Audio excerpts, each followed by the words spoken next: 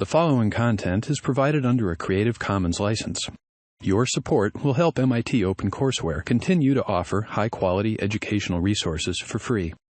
To make a donation or view additional materials from hundreds of MIT courses, visit MIT OpenCourseware at ocw.mit.edu. Some material has been removed due to copyright restrictions. We're really lucky to have Chris Wall as our guest lecturer today. Chris got his bachelor's at Northwestern University in political sciences, correct? Political science, yes. And then somebody convinced him to write copy. And so he joined the advertising world, and he's had quite a number of positions. He worked on the Apple, sort of in between jobs leaving and jobs coming back. But you were never there with No, I was never there with jobs. He was gone for about 12 years. In the mid-90s, he joined Ogilvy in New York, one of the most prominent advertising companies in the world.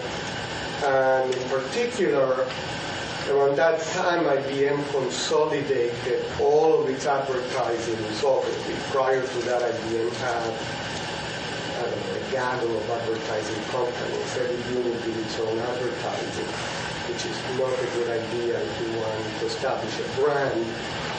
And I worked really closely with Chris and Steve Hayden and other colleagues at Ogilvy on what became the e-business strategy. And if you remember the discussions we've had about IBM,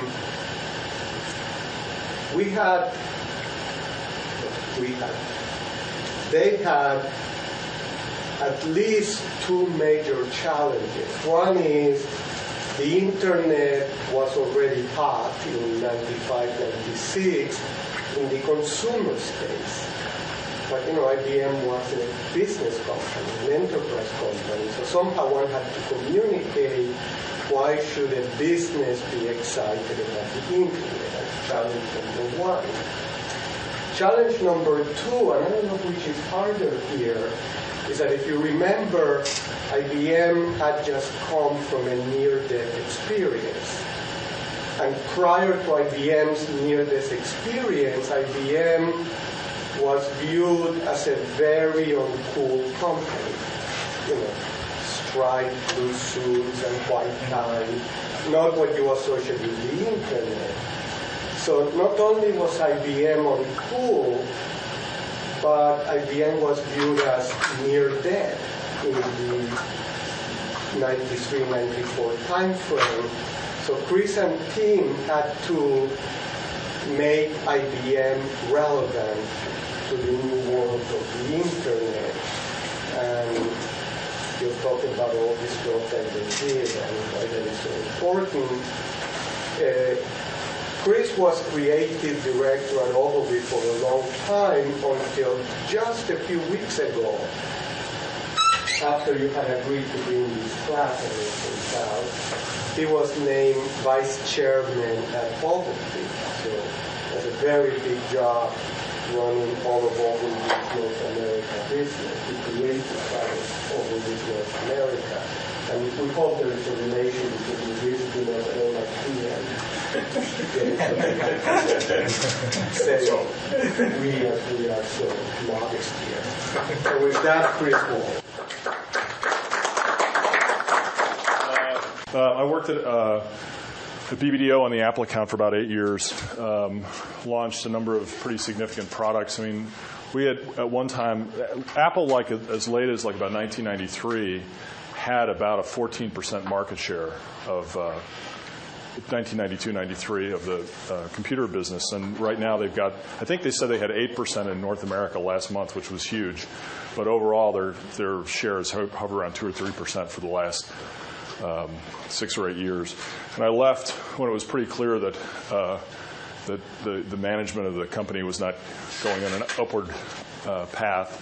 and I went and I did the Windows 95 launch at a little agency in Portland called Wieden & Kennedy, and then I came to Ogilvy in the fall of 1996 to work on IBM.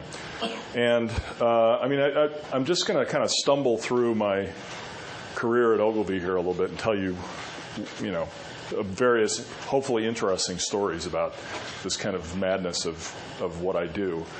And if you want to interrupt me at any time, please feel free, because it's sort of quasi-linear. But this, of course, the best way to predict the future is to invent it was like a big mantra at Apple. Apple really bought into the whole political evangelism of technology as an enabling force, and really kind of defined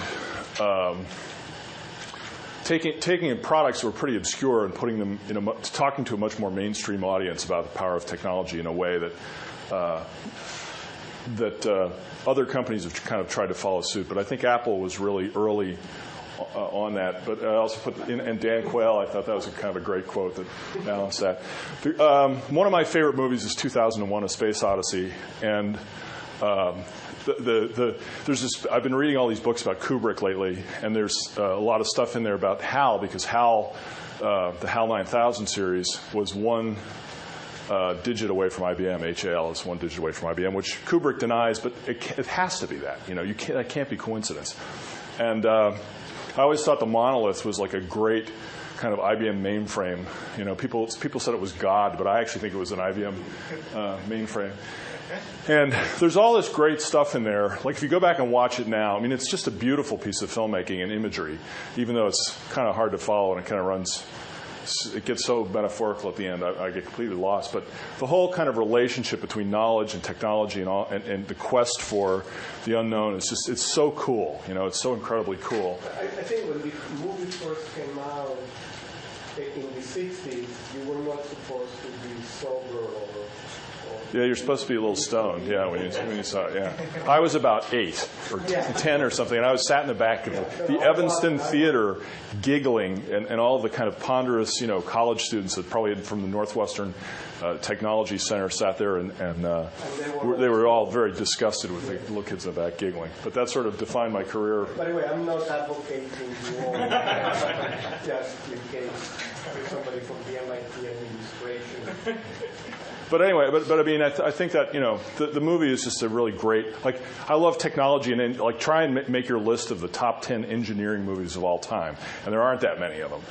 There's the China Syndrome, and there's I can't even think of what the other ones are. But this is one of them. So this is sort of IBM way before, and it's sort of my personal story of my relationship with IBM, which therefore has to be partially fictitious and made up in romance, in hindsight, because that's sort of the business I'm in. And sort of way before, and after. And my first personal encounter with the IBM brand was at the World's Fair in Flushing in 1964.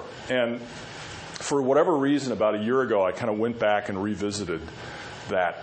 And I went on, eBay is the greatest thing in the world, because you can go in and buy all the souvenirs and all the stuff, all the guides. And what's really interesting to me, because in our company, Ogilvy has benefited enormously. The IBM account remade Ogilvy, because it gave us a story that we could tell that has been incredibly powerful in convincing other clients to come with us. And as a result, we have DuPont, we have SAP, we have Motorola. We have all of these companies that deal in technology and culture, because we have a lot of people who can talk about it and are really turned on by the whole notion of technology and culture. And I think it's people who probably would have gone into engineering except for they had no mathematical skills whatsoever. And so anyway, in 1964, I remember, because my father, when we got to the World's Fair, the first thing that he wanted to do was go see the IBM building, or the IBM exhibit, which was designed by Saarinen, did the actual pavilion itself. And then the Eameses, Charles and Ray Eames, curated the exhibit, which was all about technology and progress. And this whole fair was this big thing about the power of technology and to define a better future. And it was very optimistic. And you think about, this is like right after the Cuban Missile Crisis. And it was right after Sputnik, which was the huge threat. And literally this opened like 6 months after Kennedy was assassinated. And yet the thing was very, very optimistic. And it was all these great companies embracing the power of technology to make the world a better place. And so I went into this thing, and this actually, they put you in this thing, and it rose up into the building. And I remember coming out and going, I'd never heard of IBM. I'd never heard of it. I had no idea what it was. And I came out thinking, this is the coolest company in the world, And so, but if you go back and look at the companies they got something like 50 million people to come to this fair. That was about science, technology, and a better future. And that was about a third of the population in terms of raw number. I mean, I assume some of the people went back 3 or 4 times, but it was about a third of the population in the United States came to see this. And it really was the last, maybe not the last great World's Fair. I think there was Osaka, and there was one in, but the 60s, kind of after the 60s, Expo 67, the whole thing went away, and Disney kind of took all that market, I think. And but all that was going on at the time, there was all this interest in technology and design and new materials, and all this great stuff was going on. It was a very experimental time, but everything was sort of space age. I mean, the Saarinen terminal at the TWA terminal at JFK, and tulip chairs, and all this really cool stuff that all came out of sort of an affinity for technology and new materials and stuff. All that was going on. And we actually wound up doing a commercial that I'll show you where we used this, not really by design, but the Saarinen chair was like one of the props in the thing. And so anyway, so that was sort of my introduction to IBM, And if you look, you can still buy the Eames films on DVD, and they're really pretty fascinating. I mean, the stuff that IBM was doing with technology and culture and investing in all kinds of things that had, they used Paul Rand a lot. I mean, they used all these really neat people. And so the company was kind of this was a time when people believed that corporations were like for the better in the world. I mean, the whole thing was very optimistic because corporations kind of defined modern, progressive, enlightened, diverse culture in the United States, and IBM was sort of the ultimate corporation. I mean, if you look at like the design standards and graphic standards and stuff of all the major corporations, they're all kind of knocked off what IBM did in some form or other. And if it was the time of all this cool stuff was going on. The Space Needle and the Star Trek and the supersonic planes and all that stuff. It was all this kind of. I mean, and I was so sad when they retired the Concorde because it was like the last of that era, kind of left. And so, let's see. All the great companies were there. I mean, this was the Bell system was there, and they were all trying to outdo each other. General Motors had this really elaborate pavilion. Ford, of course, was there, and this was a time when these companies were the defining industrial companies. Oops. This one I thought, but what's really kind of tragic about it is that almost none of these companies today are known for technology and innovation, really, anymore. And some of them seem to be hanging on by a thread. I mean, Kodak, that's another Ogilvy client. DuPont, really, companies that have either kind of vanished into obscurity but they're certainly not seen as part of the defining culture of technology and innovation anymore. It's just kind of vanished. And then companies like RCA just went away. I mean, AMF had this thing. It was really cool, the monorail. Like everybody thought it was going to be monorails. That was, kind of future. They were there. They went out of business. One of the other things that's interesting. I mean, at this time, and maybe you've talked about this, the whole thing with the glass house, like when they had computers in glass houses, and they were like. There was no technical reason why a computer had to be behind a glass wall. It was basically so that the president or the chairman of a corporation could walk somebody as shareholders or new employees or whatever around, and it kind of proved that you were enlightened if you had one of these big IBM machines installed behind the glass wall. And so there's always been this element of kind of forward emotional belief in technology, and it started back in the days when companies could only a few companies could afford these very expensive installations. And then, like when I was doing Apple, like one of the things that worked for Apple and saved them every time was that they had this culture of people who really believed in them and talked them up, and would sell Macs. No matter how stupid no matter how foolishly Apple spent its money, they always had this installed base of people who would evangelize the products to other people, and so that was a very, very powerful thing. And I think it's part of the same thing that people want to be seen as embracing technology and knowing about technology because it makes you're a believer in the future. You know, you have this faith that the future is going to be better and more interesting, and you want to be seen as being part of that.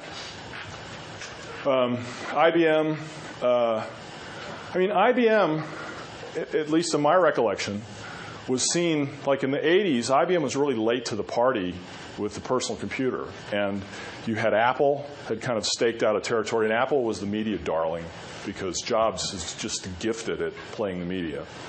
But you also had companies like Osborne and Atari and Texas Instruments and Radio Shack and all these others selling a pretty substantial number of computers based on different operating systems, CP/M, stuff like that.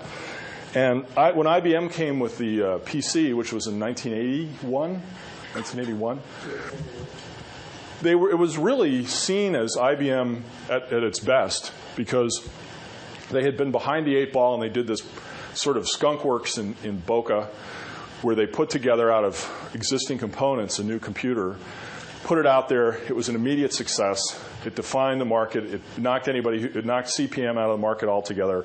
It niched Apple, and they had this very famous ad campaign that featured Charlie Chaplin. I mean, they seemed to be doing everything right.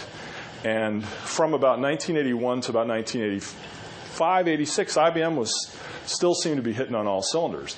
And it was only when they launched the second generation PC, which was the PS2.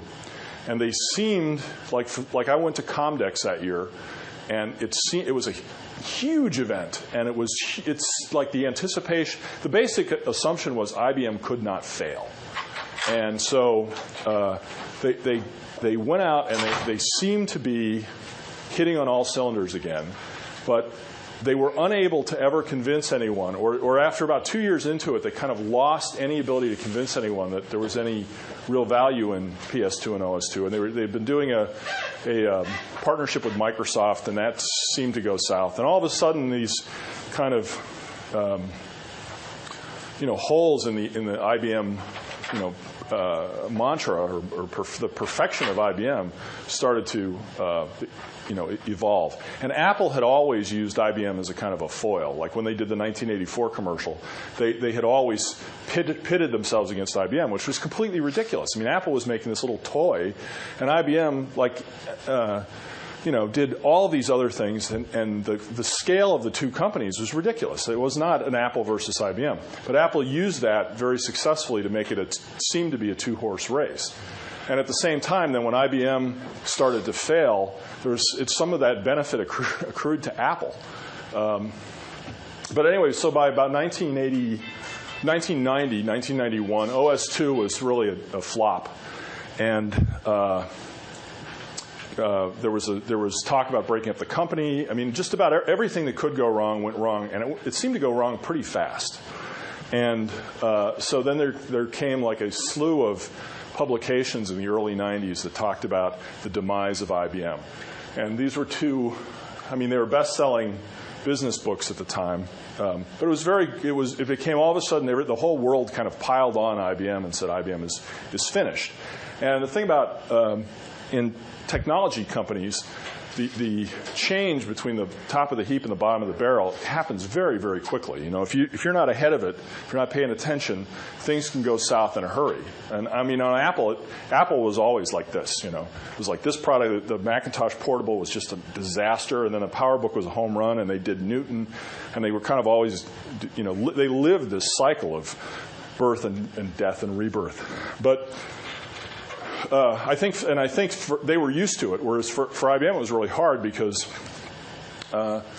it was something that IBM just was not used to. They were used to a world where nobody ever got fired for buying IBM. And so this story was the cover of a Fortune magazine story that appeared that basically talked about the dinosaurs. So you have GM, which was at the World's Fair, and Sears, Roebuck, and IBM as the dinosaurs of American business. And it's sort of like an obituary, because that's really, for a technology company, that's not something you come back from. And so right around then, this account, the account was consolidated at Ogilvy. And I want to show you, if I can get my technology right here, I want to show you a commercial that was done not by Ogilvy. It was done by a predecessor agency of Ogilvy, and they had basically every fiefdom within IBM had its own a stable of advertising companies.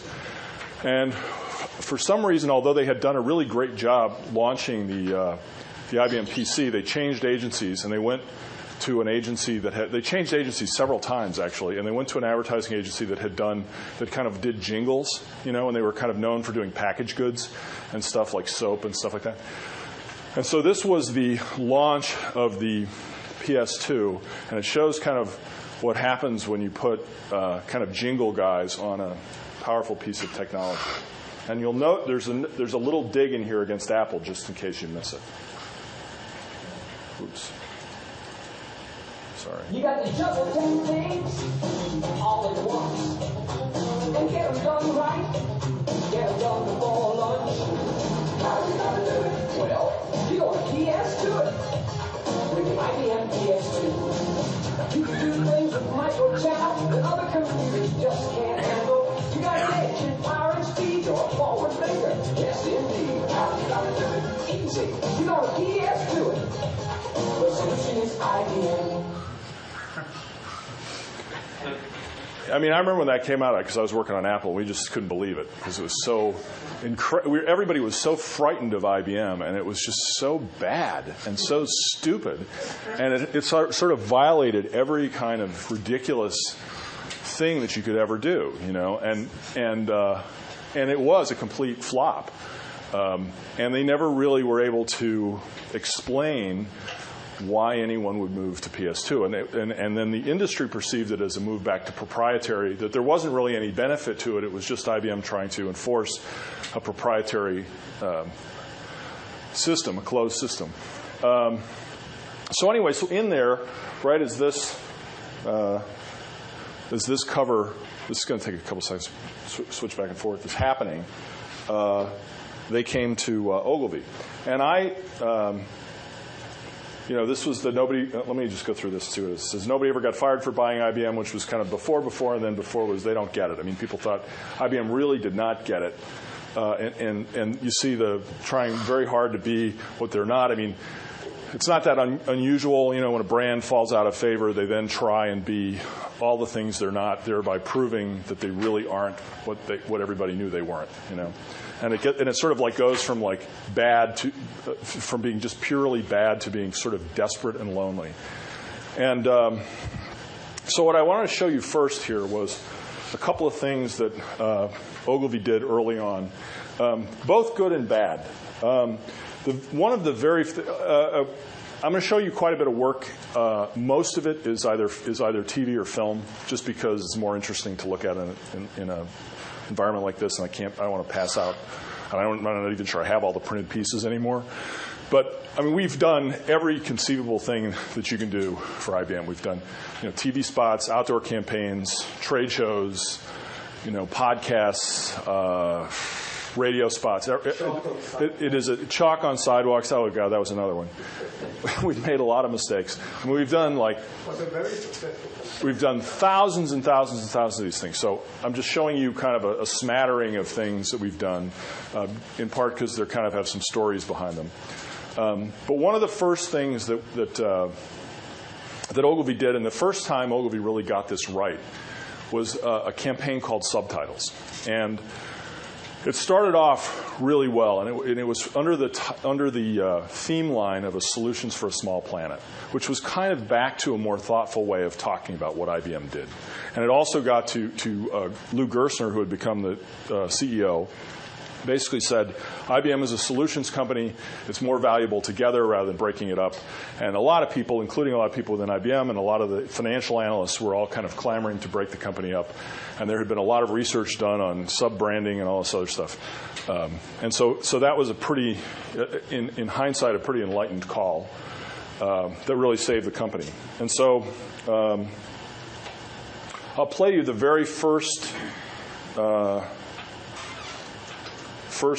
subtitle spot. Now, what that series started with just little conversations like that, very unpretentious, simple, kind of charming, people talking about technology. There was another very famous commercial with a group of nuns kind of walking through a nunnery and kind of talking, and one of them says, "I'd like to surf the web," or something like that. So it was sort of normal people and their ambitions of technology and involving IBM in that conversation, which was really smart. Now, it was very smart, and it was it was a confident thing to do, and it had an intelligence about it, and it had a kind of a modernness to it. So this was a very popular thing, and it was kind of what we call famous advertising that gave them the sense that, you know, maybe they were righting the ship. Now, the only thing was, as big companies often do, once they have a success, they then try and they shovel everything they do into it. And so, and I actually was coming into Ogilvy right around then, although I don't take any blame for this particular thing. One of my early meetings was where they were discussing research about how successful this was in its kind of testing phases. And this was a commercial for Christmas in which they wanted to keep the subtitle campaign going. Now, the thing about the subtitle campaign is it worked really well for sort of saying regular people are out there talking about technology. But it couldn't explain anything too complicated, because you can only get so many titles into 30 seconds or 60 seconds. And if you're talking about if you really want to explain complex technology, you have to explain it or demonstrate it. You can't just put it in words with all this other crap going on. So what they did was they started with this very simple thing of, you know, people walking around talking about, gee, technology is neat. And it kind of became progressively shoveling more and more great IBM products and benefits into these what had been very simple scenes, and then they started to get bored, I think, a little bit with the fact that, you know, just two French guys walking along wasn't interesting enough. So they made them more and more characters, and they made them more jokey, and it became less and less about real life, about IBM being a part of real life, and more about a sort of a dramatic conceit that ended with this rather extravagant take on Christmas and Santa. And I couldn't read the subtitles. It didn't matter. Nobody else read them either. How do I? I mean, the basic problem there is that you kind of have gone from two real French guys walking along the Seine to Santa Claus speaking Norwegian. Why does Santa Claus speak Norwegian? Well, nowhere else does he speak anything but either whatever the native language of the country he's shown in, except for they had to do it to justify the subtitles. So you have Santa Claus speaking Norwegian while talking about real-time replication. I mean, it was just complete gibberish.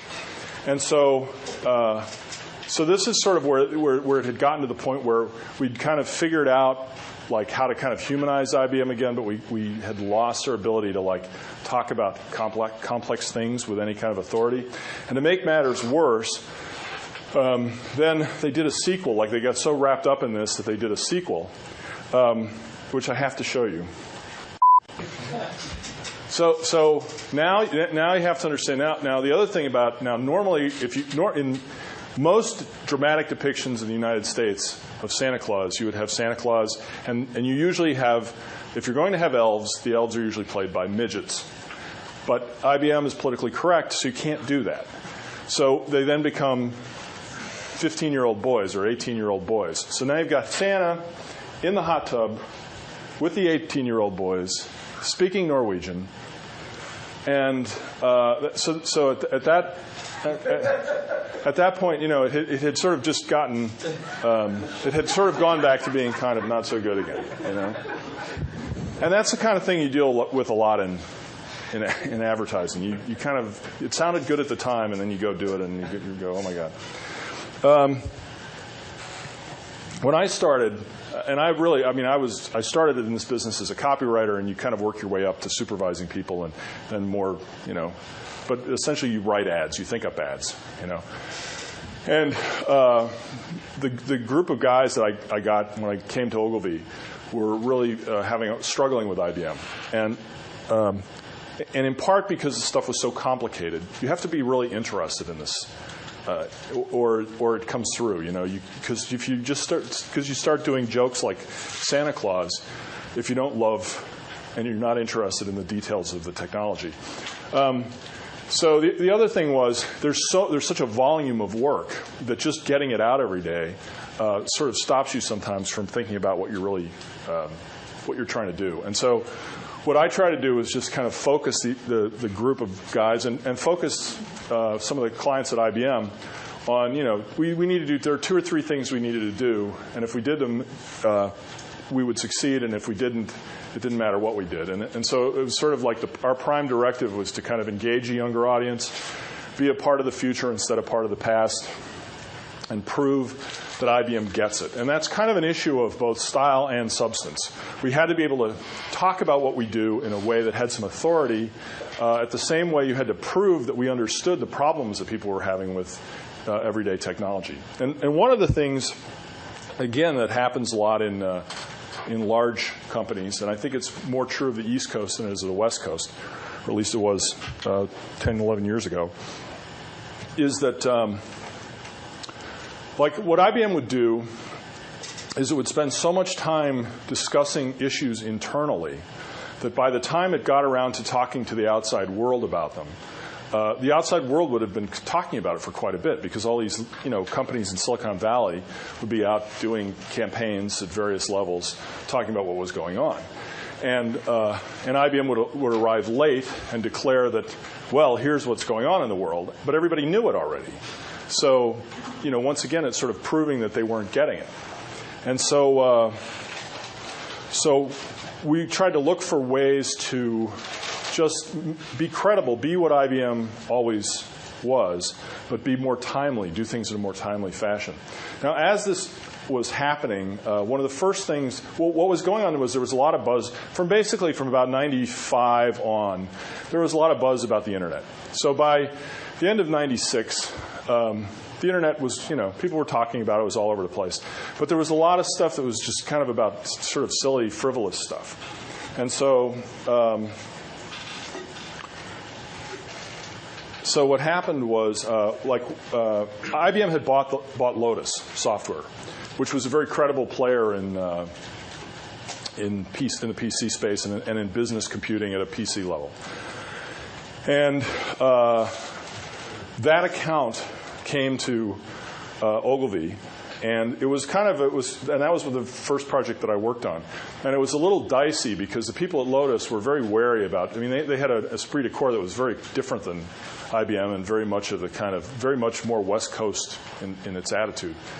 And they weren't quite sure that they wanted to be a part of IBM. But IBM said, well, go out and do some advertising for Lotus, which we did. And so we basically decided that what Lotus was going to stand for was to be against stupid uses of the Internet. And we were going to be for business, and we were going to be against stupid uses of the Internet. And we basically did this campaign in about 5 weeks. And we used Dennis Leary, who kind of is a ranting guy who's really funny when he's against things. And I'll show you a couple of the very first spots that we did. And we did them so fast, these were quite controversial within IBM at the time. But we did them so fast that IBM couldn't kind of muster itself to stand in the way of them just because we got them done, and we did them in about 3 days. And so that was a very different attitude, and they were pretty controversial within IBM, I think, but they certainly struck I think actually I can't remember, there was one of these campaigns we did early on where Gerstner really didn't like it, but he showed it to his son, and his son said, "That's cool. You should be doing more of that. That's the coolest thing you've ever done." And that saved us, you know. And so there was another one we did in that series, which I've always liked this one because it's entertaining. So anyway, so that kind of gave a different jolt to the whole process. And while we were doing that, we had a discussion with Lotus, and they were concerned that Dennis Leary wouldn't work overseas. And so we went and we shot another commercial while we were shooting the other ones. And it was basically the story of a conference call from hell, you know, where none of the technology worked right. And it was pretty good. I mean, we shot it in about 45 minutes. But when we were done with it, Lotus was so enamored with Leary, and they liked him, and he clearly was, and they liked the fact that IBM was nervous about it, you know, because it made him feel like they were still Lotus. And so we just kind of put this spot in a drawer, and we didn't do anything with it for a while. And about, 4 or 5 months later, we were doing some other work, and still struggling quite a bit with IBM. And where to go after the subtitles? Because the other thing is the thing with the Santa Claus and the dwarves, or the young boys in hot tubs, the young Vulcans in hot tubs, was that we had that someone had screwed up, and by accident they had run that spot 26 times on New Year's Day in the middle of football. And so the next day, like Regis and Kathy Lee are making fun of IBM can't afford more than one commercial, and just like it was just like unbelievably like stupid and really like bad.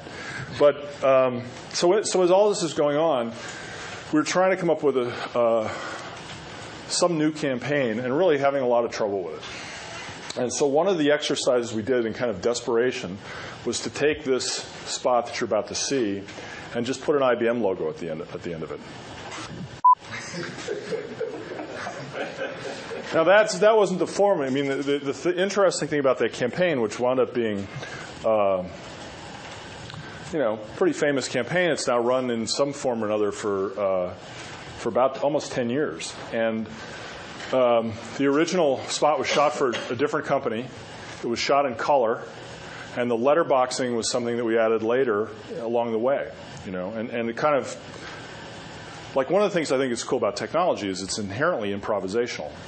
It's just that's part of the beauty of it is you take this piece and this piece together and you get something you never thought you were going to get, or you hand it to somebody and you get something you never thought you were going to get. So I've always tried to kind of embrace the kind of dynamic nature of change that's part of the business and take it into the advertising business, because the nature of a lot of marketing and a lot of marketing communications is to try and distill things down slowly over time to the perfect answer, whereas in technology everything changes week to week, month to month.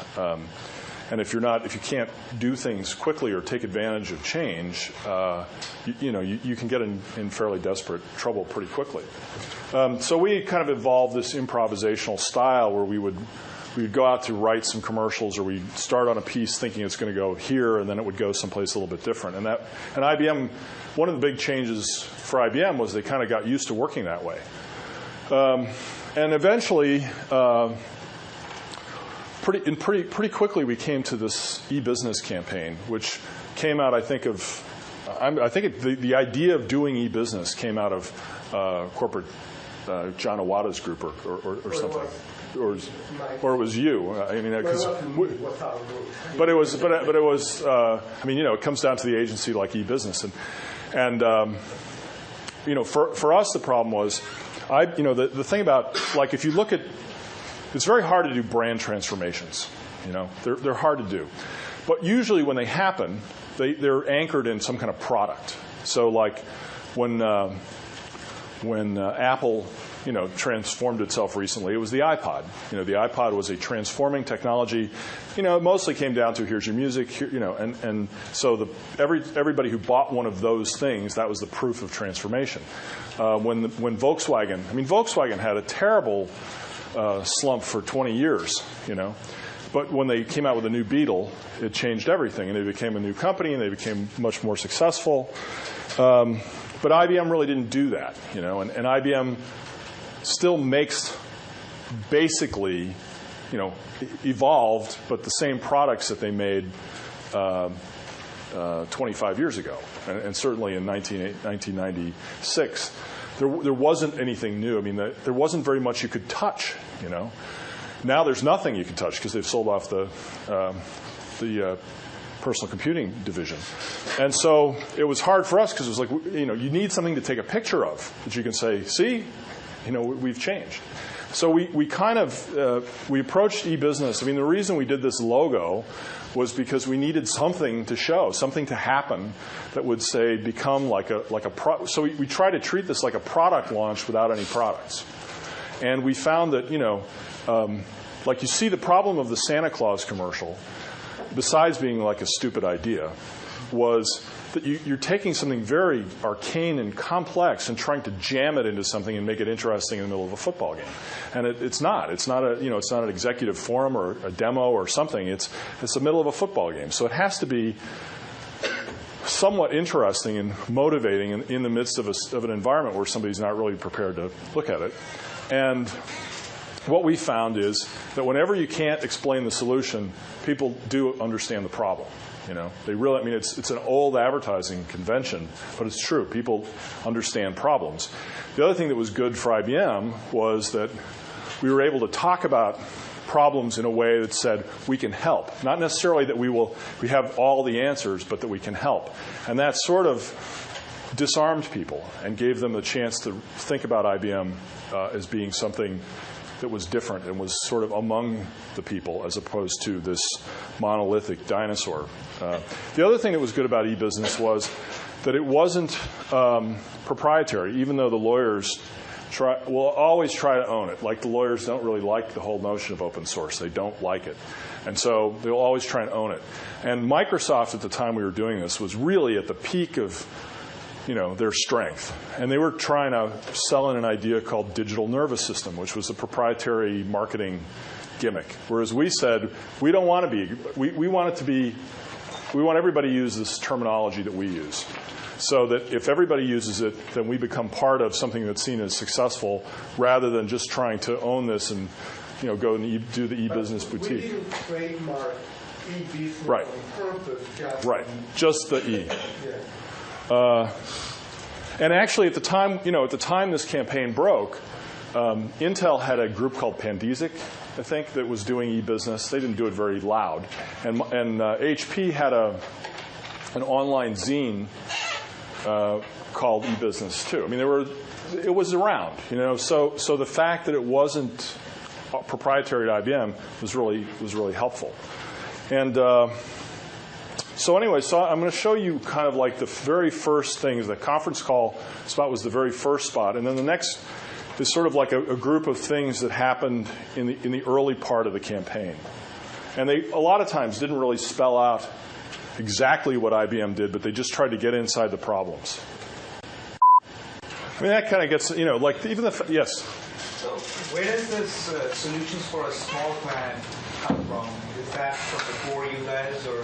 No, that was an Ogilvy idea, but it started with the subtitles campaign, and then it kind of carried through, and then eventually what we found is people kind of referred to us as the e-business campaign, and so we just didn't need it, and it just kind of went away. What was that for? What message does that send? Solutions of all kinds, that kind of message? Well, some of it was IBM. I think in the context of what it was written as, it was IBM was perceived as a hardware company and a mainframe company, and solutions perceived as something more current and more modern. And Small Planet was just about the kind of social dynamic of the internet and everything, the connected world bringing everybody together. I remember you also said it the first time that when it first came out in '93, IBM was going to tear itself apart. And so the solutions for a small planet, when it first came out in '93, was a signal that IBM was not going to tear itself apart, and that was what you said that at the beginning. I mean, also, one of the things, and I haven't talked about it all, but as we get into some of this other stuff, like a big part of this was talking to IBM. Like a lot of this work talked to IBM about itself, and I think one of the things that Gerstner tried to do was lead the company from the outside by setting the agenda for the inside from outside. But in fact, if I can sort of put in context what was going on, remember, we had done the strategy for the business and we were trying to execute it. And the question is, how do you explain it? And it was everything. So how the hell do you explain it? And the hardest people to explain anything to is our own people. They wanted to know, well, okay, so what do I sell? And you say, well, sell everything. They say, well, but this is bullshit. There were lots of things like that. And somehow, when the ads started to appear in the fall of 1997, it changed everything. Within 6 months, and you'll show probably a few more ads, people started to get it. Which gets back to something you were mentioning over dinner last night, that a lot of what you were explaining the parallel between religion and stuff. You need people to believe, and if they believe, they say, now I understand. And if they don't want to believe, they say, this is crap. It's advertising people, it's empty, but it's a very subtle boundary, isn't it, between do you get people to believe or do people... Well, I've always felt like technology is a faith business, because if you believe that somebody can do what they say, you'll pay them and you'll pay a premium for it, and if you don't, you simply won't hire them. And since you don't really know, you're not selling just a box, or if you are, you're going to configure... what was that about? Good Lord. That's all right. It's like, it really does come down to faith. And it's funny because a lot of faith comes from a perception of momentum. It comes from a perception of new, even if not necessarily new. It comes from good press. One of the things that Apple did with the iPod that was so brilliant, and they've done it really well a few times, is they made it seem very big in a few places. They didn't make it necessarily. They didn't spend all their money everywhere in the world, but they went into Soho. I'm sure they were around here at certain key influential colleges, stuff like that, and they seem to be very big in those places. So that's yes. Yeah. So the other thing was the artistic choice of putting blue obviously is for emphasizing the brand, right? Blue associated with IBM, and the black and white is just so that just to look different. Here was the challenge. We wanted to do something that looked different, but we didn't want to be, because the problem with the PS2 thing, aside from the fact that it's just stupid, was that it was trying to be not what IBM is. And so what we said is, look, there's a lot of people who are rooting for IBM. There are a lot of people who have the faith in IBM and want IBM to be seen as good because they go in and sell it to their own constituency. IBM has any of these technology companies have got a huge constituency of people who are their supporters, whether they're business partners who are selling the stuff or people on the inside who have signed their careers away because they have faith, and somebody says, fine, if you think it's good, then we'll write a check, And so there were a lot of people who were rooting for IBM. So when we did this campaign, we tried to be true to what IBM was about without being the old kind of paternal. There was a very paternal voice of big corporations, that say, it's sort of like the oil companies when they come out and do campaigns where they say, we're putting fish hatcheries in, and we're making the world, these kind of big bombastic things. Nobody believes them ever because they're not true. We actually did a campaign for British Petroleum where we did It's a Start, and it's much more effective because it doesn't say the BP is fixing everything. It just says we're starting, and it's got a tone that's more grounded, and so it's much more credible that it's a start than it is that it's the answer, because they're clearly a gas company and they sell, gasoline. But we did things like we used humor and irony, just as a kind of because it kind of translates as confidence, and if you can make people laugh, they usually like you. And it's not more complicated than that. So I got 2 more of those. I'll show you. In the early days of the business, I think it may have been 97, but we get a call in December that Victoria's Secret wants to put their fashion show on the web. Now, I don't know if you know Victoria's Secret fashion show, but you can imagine what it looks like. And we said, great, have you talked to the CIO? He said, no, we need help. This is December. They were going to do an ad in the Super Bowl to tell everybody that in another 2 weeks they were going to do the thing on the web. And, these people were just going bananas. What the hell are they going to do? The net of that is that the website at the end just did all kinds of things. It stayed off. We were able to keep it together. You had to sign on to the company Mark Cuban sold. I don't remember what it was called, and that totally crashed. I just couldn't be up to get the film either. You could go to the website, but then when you click to get the streaming video, that totally crashed. So this thing about forgetting to tell people, that was happening right and left in the 97, 98 timeframe because it was all so new. It's also fascinating that the public was totally forgiving because it was new. So well, but I think people, anybody who deals in technology realizes it doesn't always do what it's supposed to do, and the more ambitious you try and make it. I'm goofing around this trying to get it to work here. You accept it. It's just, and that's a little bit different. Yeah. Was there any group in IBM that kind of studied the impact of these advertisements and marketing that you guys were doing for technology and your solutions? Or was it just based on, okay, this is what we have for marketing and let's spend this much of money? Or did you just, you know what I'm getting to? Did you do any kind of feedback analysis? Absolutely. Absolutely. This is working, this is not working.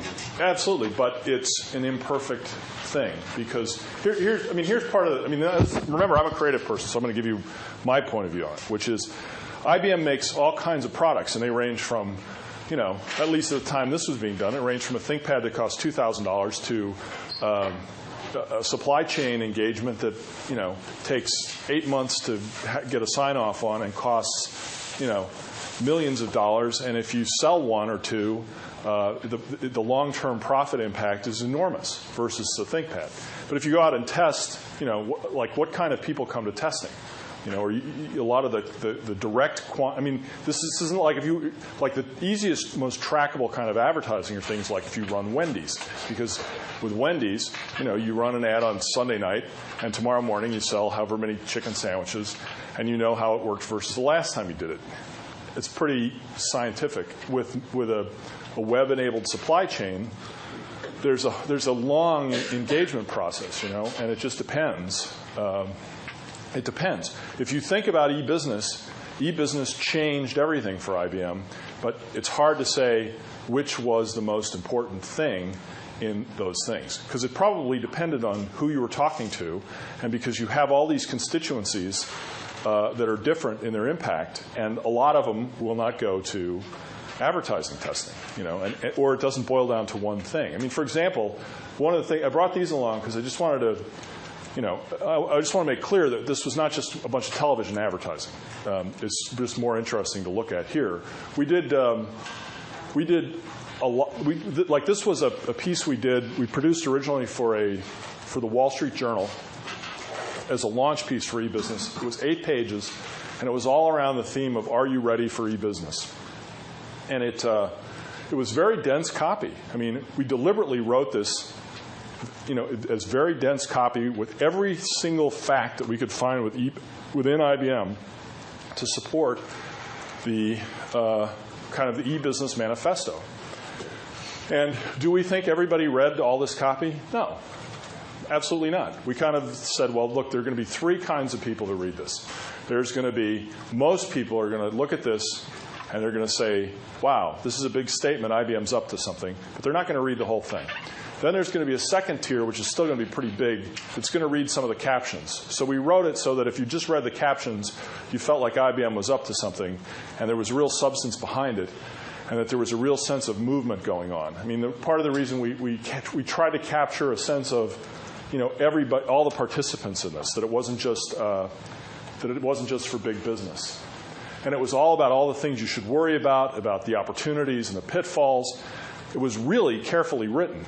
And, what we were trying to do was do a product launch of something that didn't have any products that you could show by capturing this sense of it's a movement. And so it was all in this sort of topicality of all the people who are ready for e-business. And the thing was, people took it as true.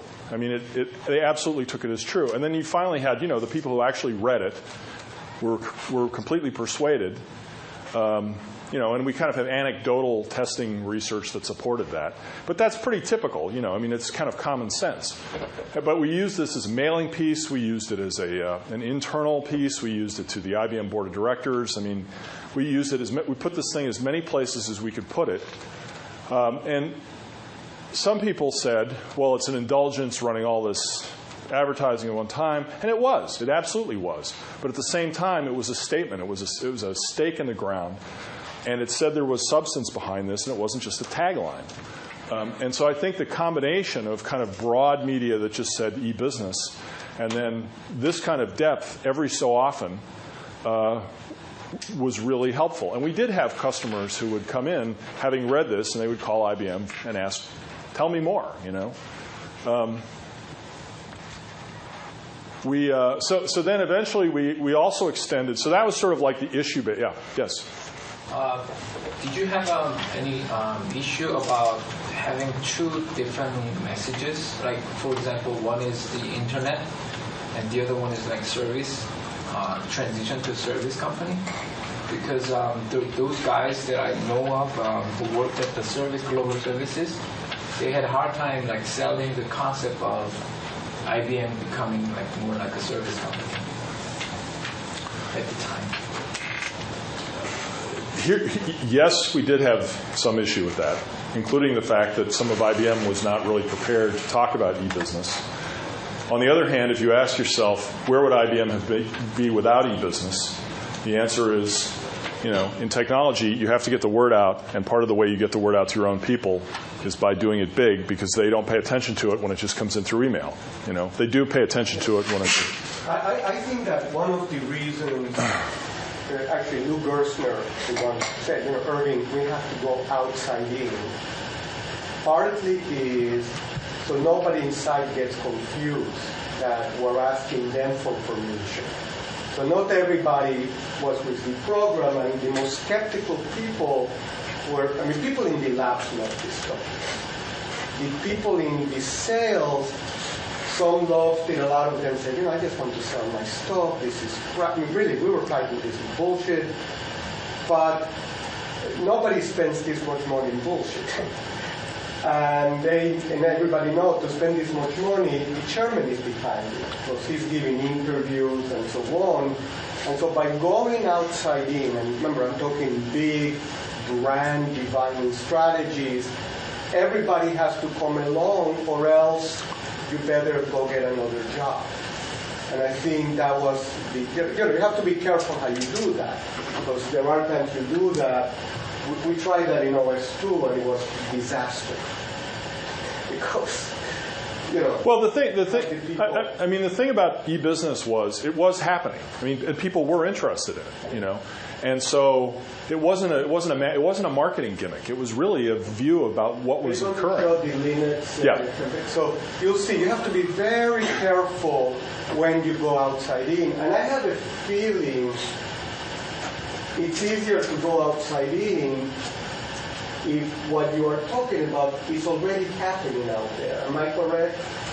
It's more likely to resonate with people if it's.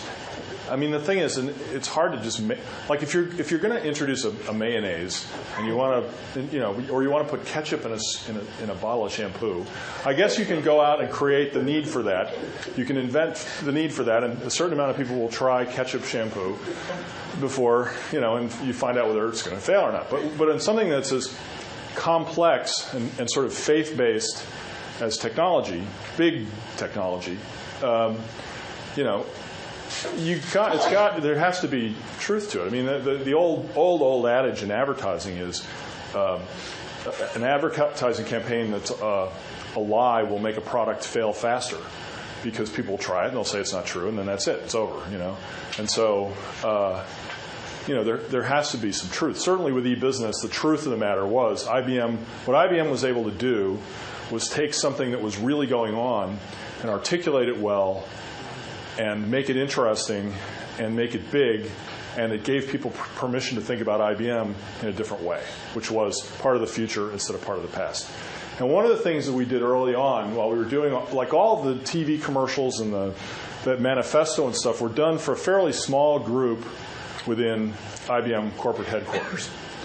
And what we tried to do then was IBM was spending all this money on other places. So Global Services had a campaign, and the software guys had a campaign, and Lotus had a campaign, all these other guys. They were spending pretty significant amounts of money. So we went to them and tried to say, well, okay, from now on, the PC company is going to be e-business. It's not going to be notebook computers anymore. It's going to be e-business tools. And at first, they were really resistant to that because they said, oh, that's a corporate initiative. It's not for us. And we said, no, trust us. This will work. And I forget, we had some crisis where we had to do it really quickly. And so they said, okay. So we went out and did this campaign for e-business tools, and as soon as we got enough volume, like the feedback started coming back very positively about the whole e-business thing. And the timing of it, everything was, so a lot of this is about timing. So the timing of it was really good. And we did things like again, IBM had very little that we didn't make very many objects of desire. But one of the things that we did make was this flat panel. This was an early flat panel. It was designed by Richard Sapper. And we made these like wallscape size posters of the flat panel monitors and put them up around Wall Street with just IBM.com underneath and e-business tools on them. And we tried to kind of do what the iPod was doing, or what the iPod eventually wound up doing in Soho. We tried to do it a few blocks further south, just to try and say that IBM could make products that people wanted. That you would look at that and go, I want one of those on my desk. And then we just called it e-business tools. So it took the cool monitor and kind of glued it to the big story, which.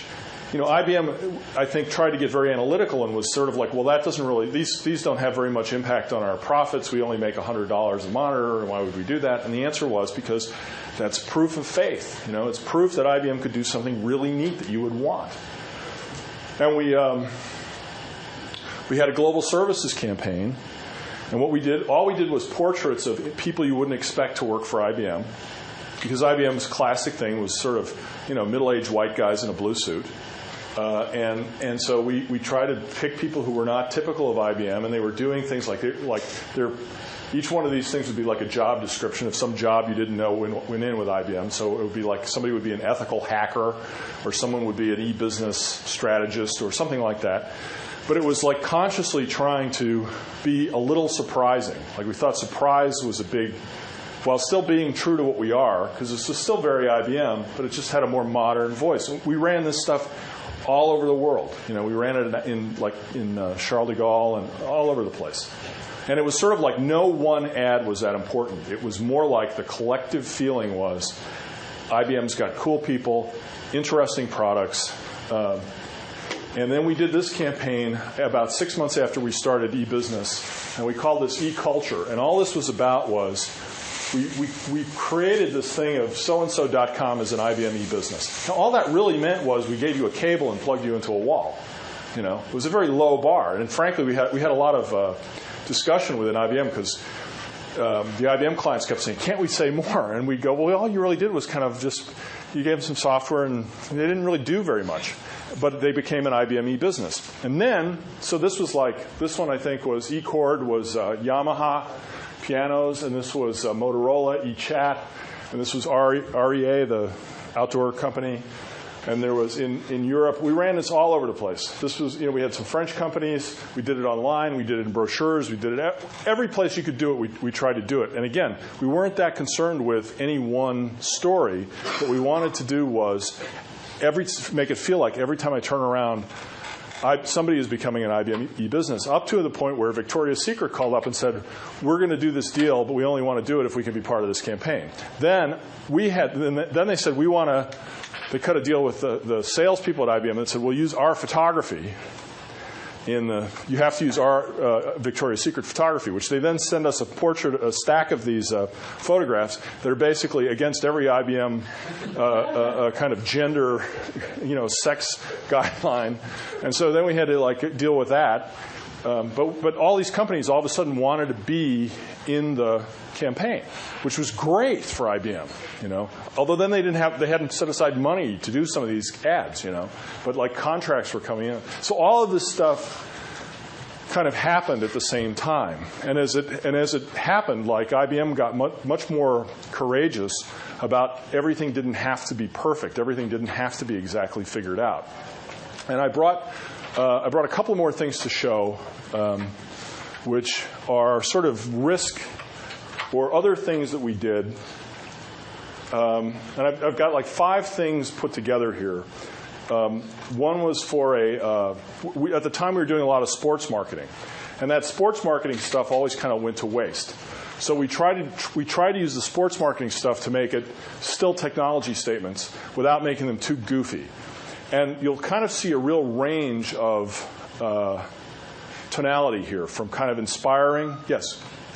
No, continue. I don't want to interrupt, but... No, go ahead. So the other question I have was, IBM has always been associated with serving businesses. Right. So the choice of medium for these advertising through broadcast medium to everybody out there, right?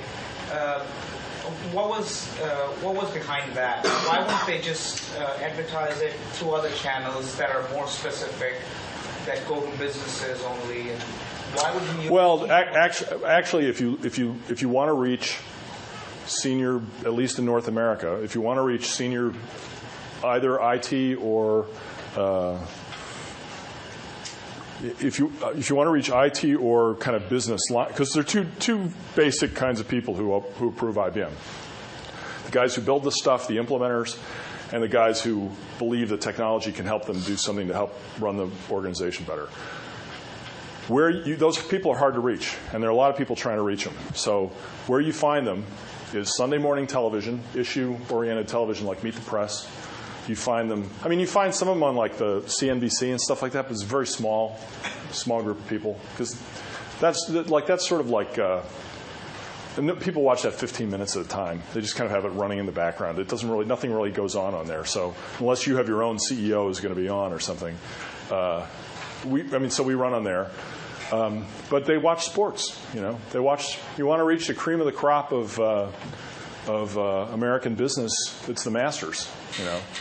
IBM is one of 3 sponsors. They're very golf, but football, but basically any sports. You find a pretty big contingent of business people, and then if you want to talk to people in small business or medium-sized business, which that's where a lot of the growth is, those people watch that. They read the Wall Street Journal. There's a lot of IT books, but everybody reads or websites. There are sort of more general sites that a lot of people who are involved in that watch. And it's changed a little bit over time too, because the explosive growth of the internet is, and that's actually sort of the second part of what I brought. Is kind of where everything is going, because nobody really knows. And a lot of this stuff is 7-8 years old. And the whole e-business thing was really was about 9 years ago, 9 or 8 years ago. Anyway, so I'm going to show this group. The first one is one we did for the U.S. Open tennis. The second one is for this is one of the spots that the senior IBM management absolutely hated this campaign. We were all very proud of it because it was golf done kind of hip, but they just hated it. This lasted about 5 minutes, but I brought it because I hadn't watched it in a while and I thought it was funny. There's a spot in here from it. We did a campaign for the Olympics. IBM was an Olympic sponsor. And that was an interesting thing, too, in the whole change in technology. I mean, IBM was an Olympic sponsor for a long, long time, and they did all the scoring. But when IBM started, the scoring was really simple. And when they finished, the scoring had become this incredibly complex, web-enabled, real-time, real results in real time. The Olympics got a lot bigger thing. And it became like, it cost IBM way more to do it. It cost them, like, the Olympic sponsorship was something like $40 million, and I think IBM was spending like $150 million to do it. It was an extraordinary commitment. And the thing is, if you screwed it up, which happened in Atlanta, it became a huge embarrassment, And so and then the Olympic people are just kind of awful to work with, so they dropped it. And then there's a thing in here that we did for e-business innovations. This was about 3 years into the campaign. And there's another one in there for servers that we did for IBM servers. And at the time, people were still thinking that mainframes were dead. And they still looked at IBM as a mainframe company. So all we wanted to do was say, it's not a mainframe, it's a server. Because it's like, there are a lot of very simple things. Like, server is modern language, mainframe was old-fashioned. So we just were trying to say that a server was something, these big black boxes were servers, not just... So I'll run all of this. It's about 2.5 minutes. I got a couple more things on this first part here.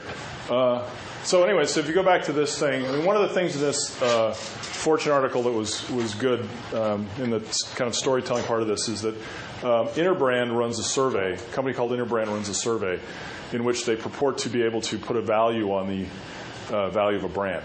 And in this issue, they had given IBM something like the 250-something most valuable brand in the world ranking. And actually, they rated any product with an IBM brand as, or they rated the total value of an IBM brand as minus $50 million. And that means that a product with an IBM logo on it was worth less than one with no logo at all. And by the time the e-business campaign is out there for about 18 months, 2 years, they were running this story in Fortune, in which they actually they made this up. This wasn't a real ad. They made this up with and put Gerstner in one of the e-business people ads and talked about from Big Blue Dinosaur to e-business animal. And the Interbrand survey ranking on IBM had gone from number 250-something to number 3, and it was, had a value of billions of dollars. So, I mean, this is, for us, for the ad guys, this is always great because it's, again, without any new products, it's a perception game. And it wasn't just the advertising, but it was clearly the communication of what the company could do and both succeed as a business and not be broken up into its component parts was pretty powerful. Eventually we wound up doing, we got very confident with this, and we formulated it in a bunch of ways. We kept this campaign going for about 4 years. We won a lot of Effie awards, which are given for effectiveness by the American Marketing Association, including the Grand Effie. And we actually did this commercial in which these two guys are taking a picture of the Leaning Tower of Pisa, and it collapses. And we ran it on September 10th, 2001. And then, and it was really weird. Then this is when I brought a couple of other things. As time went on, we eventually went into doing this campaign for e-business on demand. And the idea here was, this started with this idea of kind of, like, we're always dealing with IBM in this zone between what you see in the commercial about the magic box, which is sort of the possibility of what technology can do, but also the reality of how you get there. So we're kind of balancing, like, we try and play optimist and skeptic at the same time. And so we did, like, this campaign was, or this little drawing was the start of a campaign based on sort of taking the false promises of technology and putting them into some kind of a device that we made up, and it was just a prop. And I brought a couple of those to show you, because I think they're some of the more popular things we ever did. That was kind of the That's kind of like the optimist. That's kind of the skeptic side. And then I'll show you these spots that we did for it was actually, we did a large campaign. It was for Linux. And the original idea started, a couple of young guys had this idea for IBM had committed to Linux. And Linux was like, it was very counter IBM because it was grassroots, it was open source. The company has had a knock against it forever for being proprietary. They put it on mainframes, they put it on everything. And yet it was kind of an obscure thing. I mean, Linux by nature is an obscure thing. I mean, most people don't know what it is. I'm not even sure I know exactly what it is. But there was a lot of press about it. And the kind of the myth of technology is people love the iconoclastic, eccentric innovator, and they love telling that story. So they will write that story over and over and over again. And it started with Jobs and Wozniak, up to Linus Torvalds, and people like that story. So IBM embracing that story was something kind of obscure, and one of the creative guys had an idea to do a little fable in which we actually embodied Linux in a little kid, because the whole thing was about how everybody kind of contributed to Linux, stuff like that. Yeah, and that's another very interesting angle. A couple of years after we embraced Linux, we were sued for billions and billions by SEO. Perhaps with Microsoft help, perhaps not. Anything has been written on that yet. And David Boyce, who's a very famous lawyer, was the lawyer. And it was a fascinating campaign because, again, here is IBM, known for the company, these lawyers, and the one that sues people on the side of Slashdot. I don't know if you know what Slashdot is. The community of hackers and open people, and IBM on one side, and then here is Microsoft and David Boyce and these other people. So that was also going on. Well, and the thing that was, I think our original thought about this was it was a really good idea for IBM to produce this commercial. Because what we thought we would do is we'd run it a couple of times in a very public place, and then we'd post it somewhere, and it would be sent around by the Linux community, and it would be like a good thing. It would be seen as a good thing for IBM to kind of promote Linux as this optimistic part of the future. But what happened is when we actually ran it is we got so much good feedback on it just as a piece of kind of like film that we wound up making a much bigger deal out of it and sort of evangelizing Unix. And we actually, I'm going to show you two commercials. I'll show you the first one that we did, and then we wound up actually running it on, we did another version of it that we ran on the Super Bowl about 18 months later that got us a lot of very good press, and getting to the whole issue of how to, quantify the return on investment, it's hard to say. But Linux was another one of those big gambles that worked kind of from a business level and also from a spiritual level. So let me. I went back to this just because I found actually this, just to justify this next picture, which was sort of finding the remains of the World's Fair on some website at someplace in like Waco, Texas or something. I thought that was a really cool picture. But I think, the kind of conclusion is that IBM, was able to kind of embrace the future and has become a part of it again in a way that a lot of these companies didn't. And so, it all comes down to faith. So that's the first part.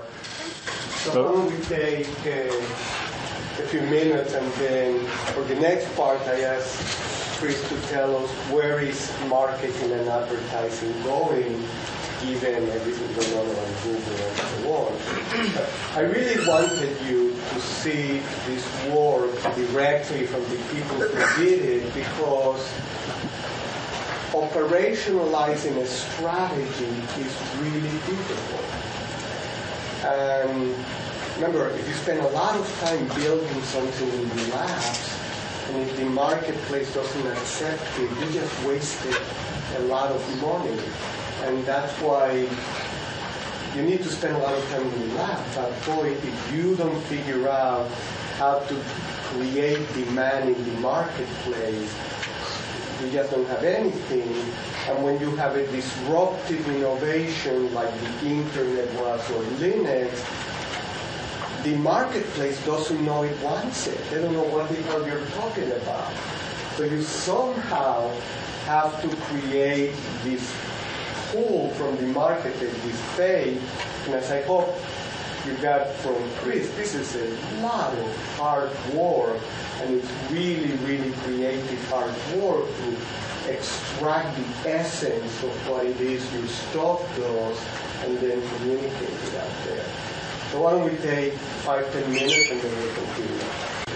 One thing that I also hope you notice throughout Chris's talk is the whole creative storytelling aspect, which is such a big part because, you know, people often say, well, science, technology, engineering is all analytical, it's all information, and obviously that part is very important.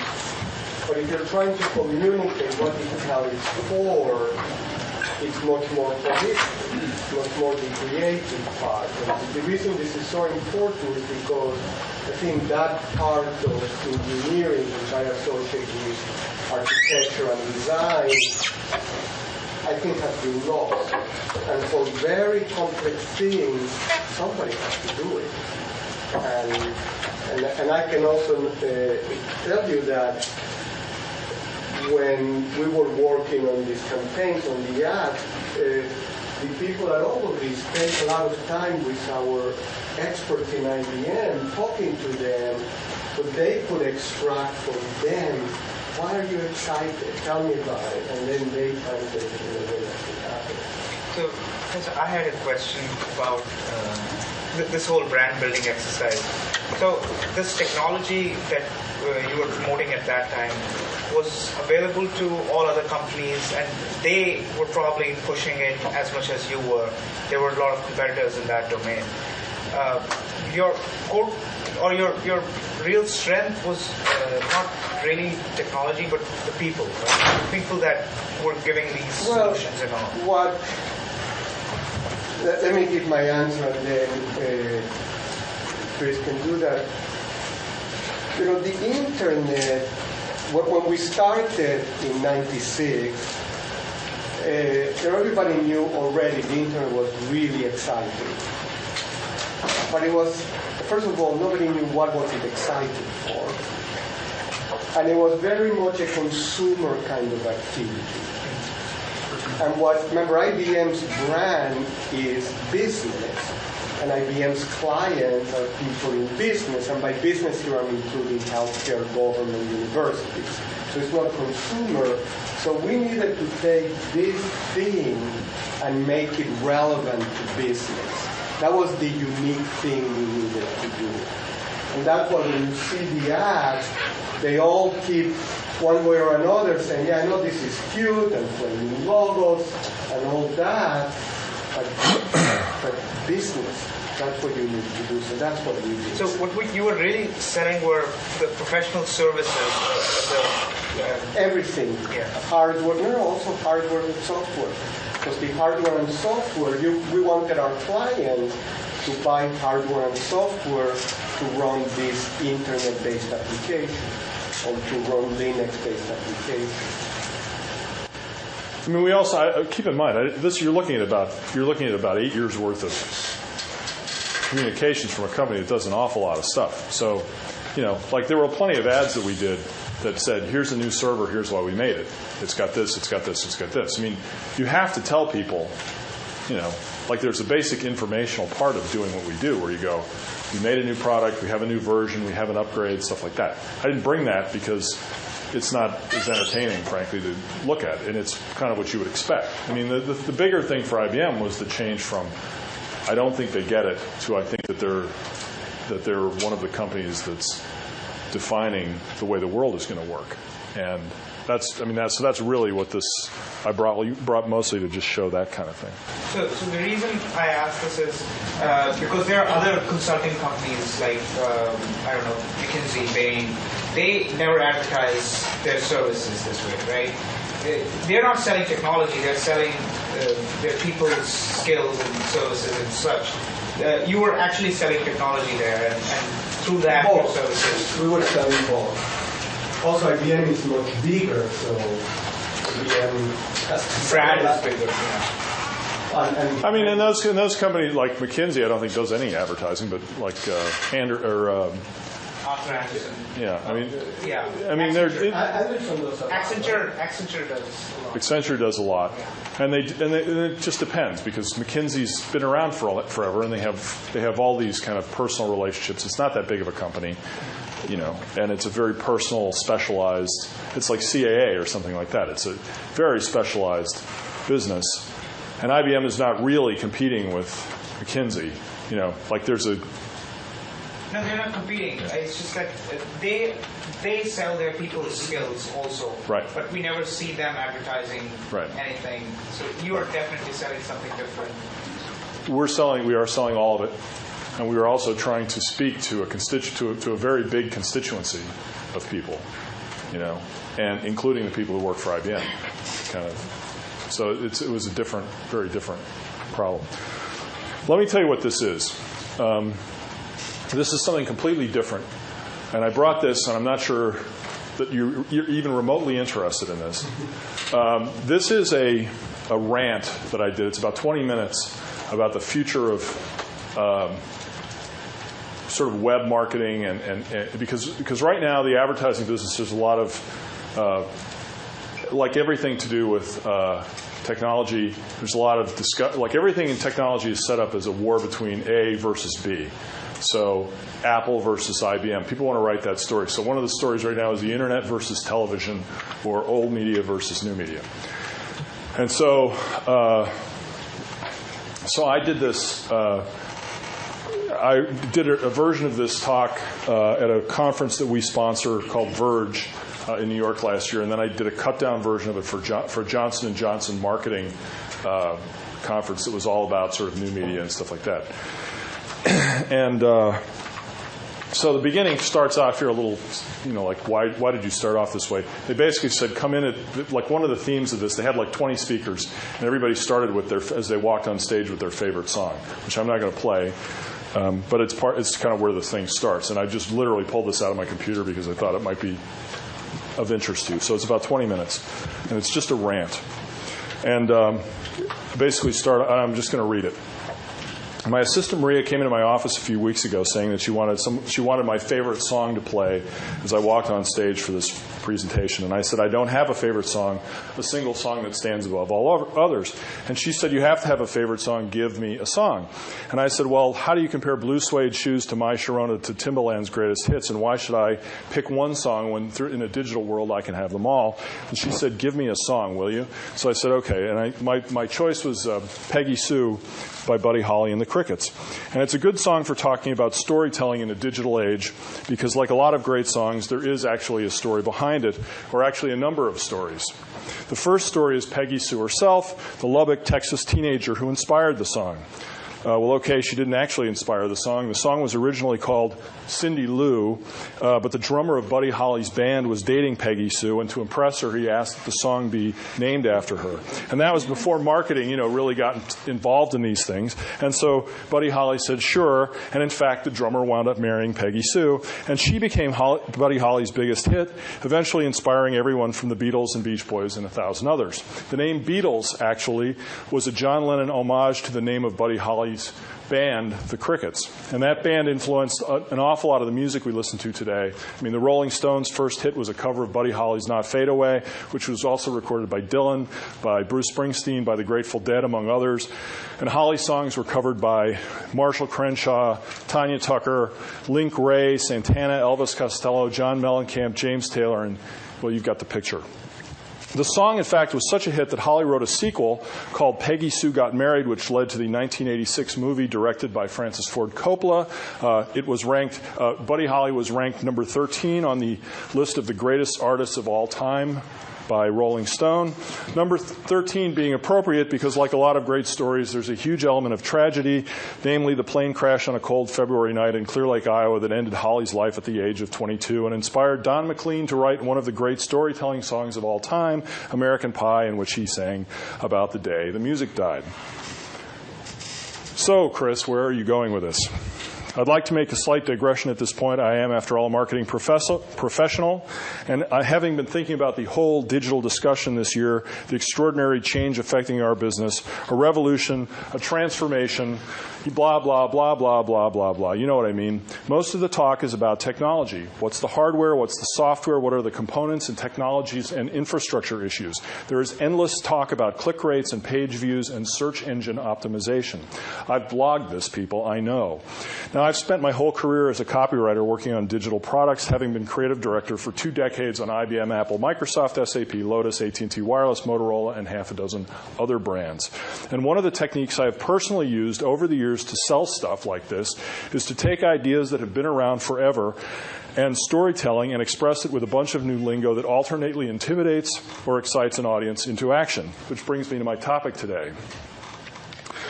This white paper will be downloadable at my website. That is, if you throw enough jargon at people, they start to think you know what you're talking about, whether or not you actually do. Enron virtualizing the sale and distribution of energy in the 90s. Who invested in that? GM talked about how they were going to use CAD/CAM and robotics to transform their companies in the 80s. That sure worked. Remember when everybody was afraid of being Amazoned by companies like Global Crossing and Pets.com? The more things change, the more they stay the same. My name is Chris Wall, and I approve this message. Today, everybody is talking about branded content as the next new thing, but is it new, really? Is there a better example of branded content than the Macy's Thanksgiving Day Parade? This started in the 1920s. That is 80 years ago. Or what about Miracle on 34th Street, the classic movie that cast Macy's as one of the central characters? It was made in 1947. That's a year before David Ogilvy started his advertising agency. Among the many brilliant things that David Ogilvy said about advertising way back then was the importance of story value in advertising.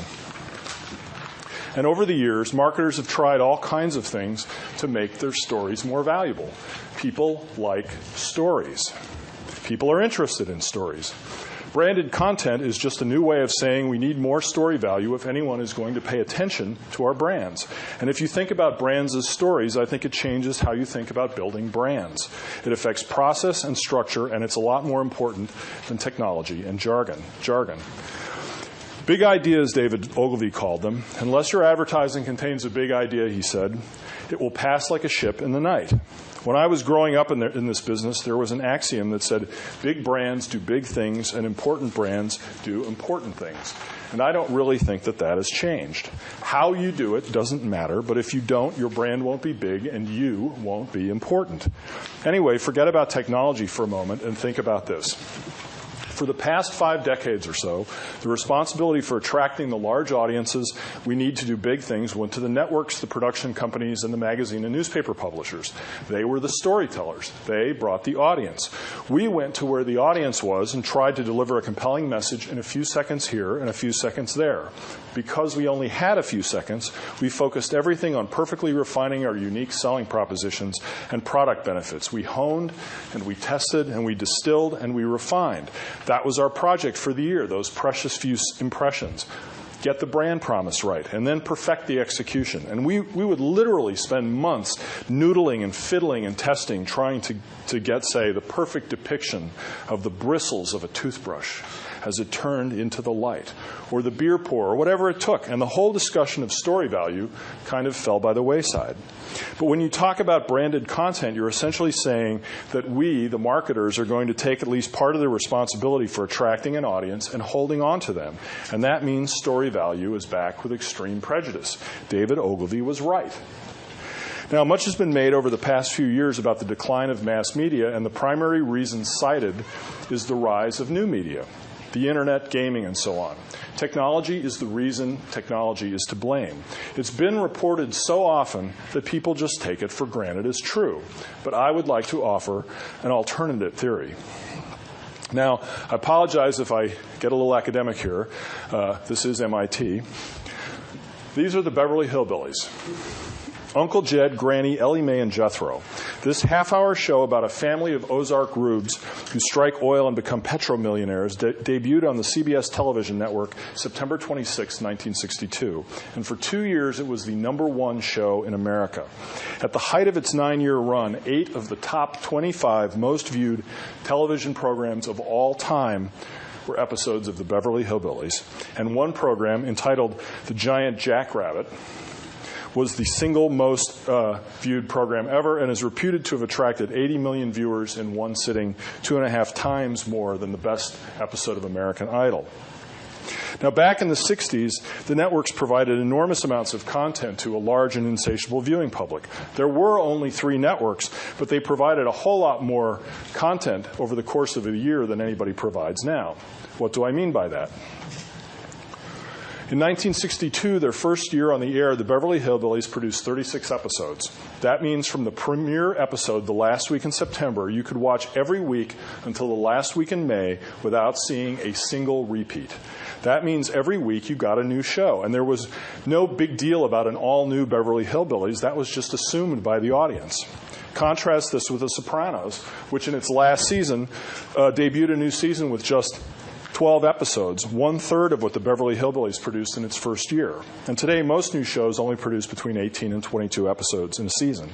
The Beverly Hillbillies, though, produced another 36 episodes in 1963, year 2, compared to Seinfeld, which produced only 180 episodes in 9 years. That's just 20 per season. Now, the Beverly Hillbillies story was told in a different era. Here is a still shot from the opening sequence in which you see the Winston cigarette truck driving past as they sing about Winston tasting good like a cigarette should. How many sponsors today are this tightly connected to the characters in a show? But back then, it was how the business worked. Actors did in-character pitches for products, so they became part of the story. Everybody had a vested interest in putting on a show for the audience. Sometime around the end of the 60s, something happened. The networks got cocky and started taking the audience for granted, or actors felt it was beneath them to shill for the product, or the advertisers started to get cheap. But something changed. In 1965, the Beverly Hillbillies produced only 34 episodes. In 1966, just 32. In 1967 and 68, only 30. In 1969 and 1970, 26. And in 1971, they buried the Clampetts for good in a season that produced only 24 episodes. Now, at the same time this was going on, the number of ads in a program began to rise. In 1961, a typical hour-long program ran 51 minutes with 9 minutes set aside for commercials. Today, an hour-long show runs 42 minutes with 18 minutes or more used for commercial breaks. Now, think about it. Viewers were getting more and more control of what they could watch and how easily they could change what they watched. At the same time, programmers were producing less and less of what people wanted to see and filling it up with more and more commercial messages broken into smaller and smaller parts. And the reward for being a loyal viewer got smaller and smaller and smaller and smaller until there aren't any anymore. Technology, my ass. Even in the final season, the Beverly Hillbillies produced more episodes than most of the programs on the air today. Now, if you look at most of the great properties in the history of all media, they have been mostly episodic in nature. Charles Dickens wrote A Tale of Two Cities to serialize in magazines. Sherlock Holmes was written in the same way. Star Wars, Halo, Doom, you name it. It's a paradox. The audience wants things that are new and fresh, but they enjoy the comfort of regular characters, a narrative they know, familiar music and themes, an expectation of the kind of content they are going to see. In other words, story value. I mean, George Lucas got this way before anybody else started talking about new media when he took Star Wars from the big screen into toys, games, cartoons, books. What is a Star Wars toy anyway but a form of user-generated content, episodic content? And I think it applies to any media that has ever been invented. Think about the Beatles. They were a band in North America for only about 6 years, from January of 1964 until the spring of 1970. But in that time, just 6 years, they put out 13 LPs, 17 EPs, and 45 single records. They put out a Christmas record every year for their official fan club. They put out 4 feature-length movies, an original TV special, and a cartoon show, as well as making dozens of TV appearances and mounting 3 worldwide concert tours. The Beatles built their popularity on episodic content. There was something new constantly coming out for the fans. Contrast this with Michael Jackson, the best-selling recording artist of the 1980s, companies who put out only 5 albums of original content between 1982 and 2001, and I'm not counting the court TV stories. Today, many bands wait 2 or 3 years or more before putting out a new record. Is it any wonder the music business is in trouble? Forget about technology. It's really about creativity. It's about story value. If you don't generate enough story, you will lose your audience. How many times have you gone to a website, realized you can't find what you want, or you go back and it hasn't changed since the last time you were there? Do you ever go back again? Probably not. So many websites out there are just like enormous filing cabinets, like the last scene in Raiders of the Lost Ark. The technical problems are so daunting, I suppose you shouldn't be surprised that we spend so much time talking about them. But sooner or later, technical problems get solved. The bigger questions, it seems to me, is how do you keep people engaged with your brands? And that's a creative problem, not a technical question.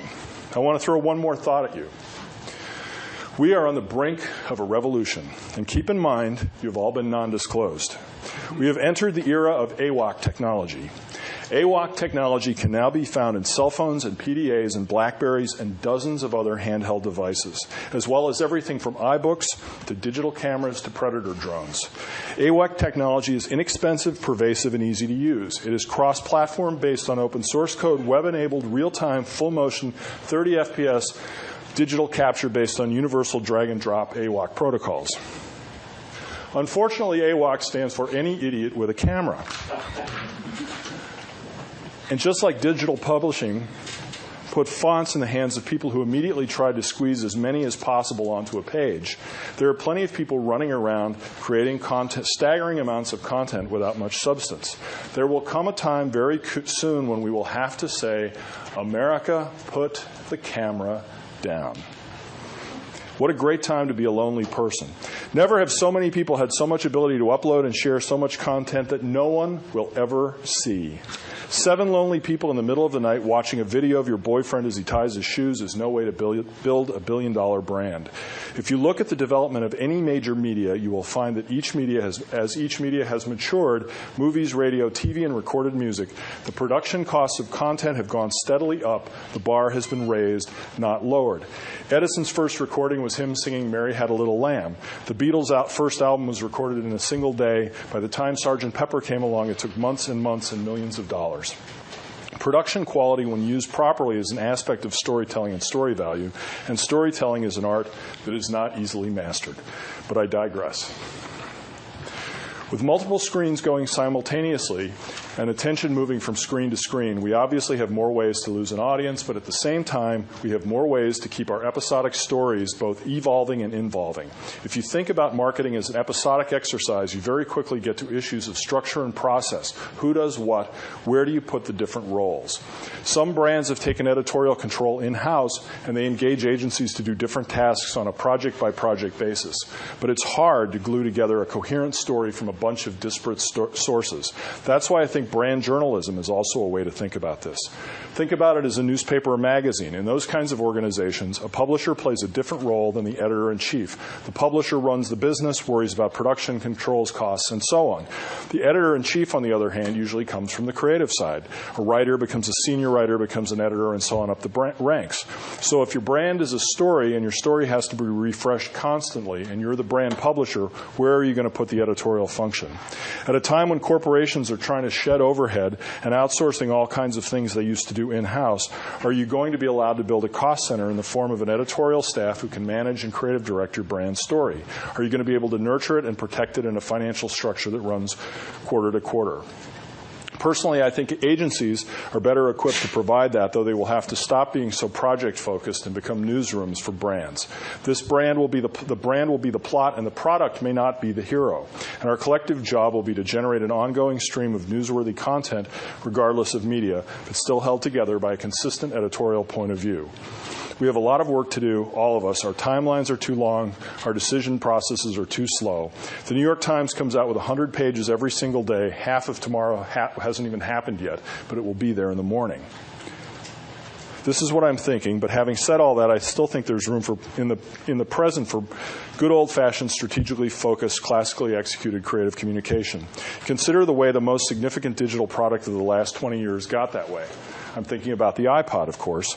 Is Steve Jobs engaged in a branded entertainment, wiki-based alternative media strategy? No. He runs beautifully crafted TV commercials scored with hot new songs by famous bands. He puts up outdoor boards that have a picture of the product and say 1,000 songs in your pocket, or 10,000 songs in your pocket, or videos, or whatever the benefit of the latest model is. He puts banners in places where people are interested in music and technology.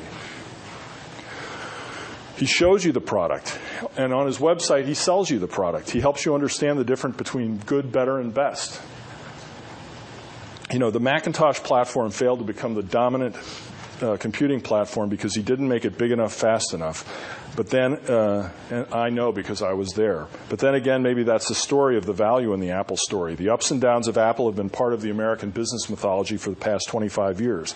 His company has never been about just making products. It's about revolution and transformation, the overthrow of the established order. And Apple's story has been nothing if not episodic, sometimes even a soap opera, always with a villain, a story that has attracted vast attention vastly out of proportion to Apple's 4% market share in the computer business. It's not just a great story, it's a big story, which brings me back to my original point. Big brands do big things. Important brands do important things. It doesn't matter how you do them, you just have to do them. And with some tolerance for lack of political correctness, I find there to be no more powerful, more relevant, or more timely commentary on the importance of storytelling than the one David Ogilvy said so eloquently more than 3 decades ago. You cannot bore people into buying your product. You can only interest them. The consumer isn't a moron. She is your wife. That's it. Anyway, I don't know if, I mean, that's a little bit off of what I think you guys are looking for. But what else can I tell you? Anything? Yes? So if we move out of the lineage of IBM and we look at sort of rebuilding a brand, I think one of the biggest challenges today is sort of rebuilding a brand of an American car company. It's huge. Yeah, it is. I've never bought an American car in my life, but one of the Mercury brands, it seems to me that it's changing my mind. I mean, it seems like the advertising is working, and it's surprising to me. It's just anecdotal, but it's surprising to me that I have this more favorable idea of Mercury right now, whereas I never did. Can you talk about sort of the challenges of something like that, just changing that perception? Yeah, funnily enough, this summer I was working on a project for Ford who's grappling with that in a major way. And,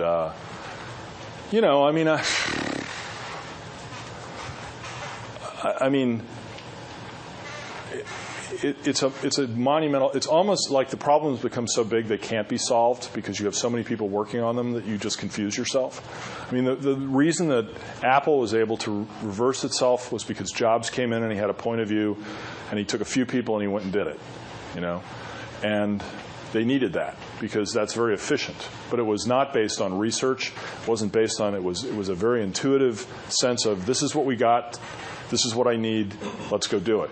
And they kind of galvanized around things pretty quickly. I mean, that is the advantage of when you've fallen so far from grace, is you can sometimes get that going.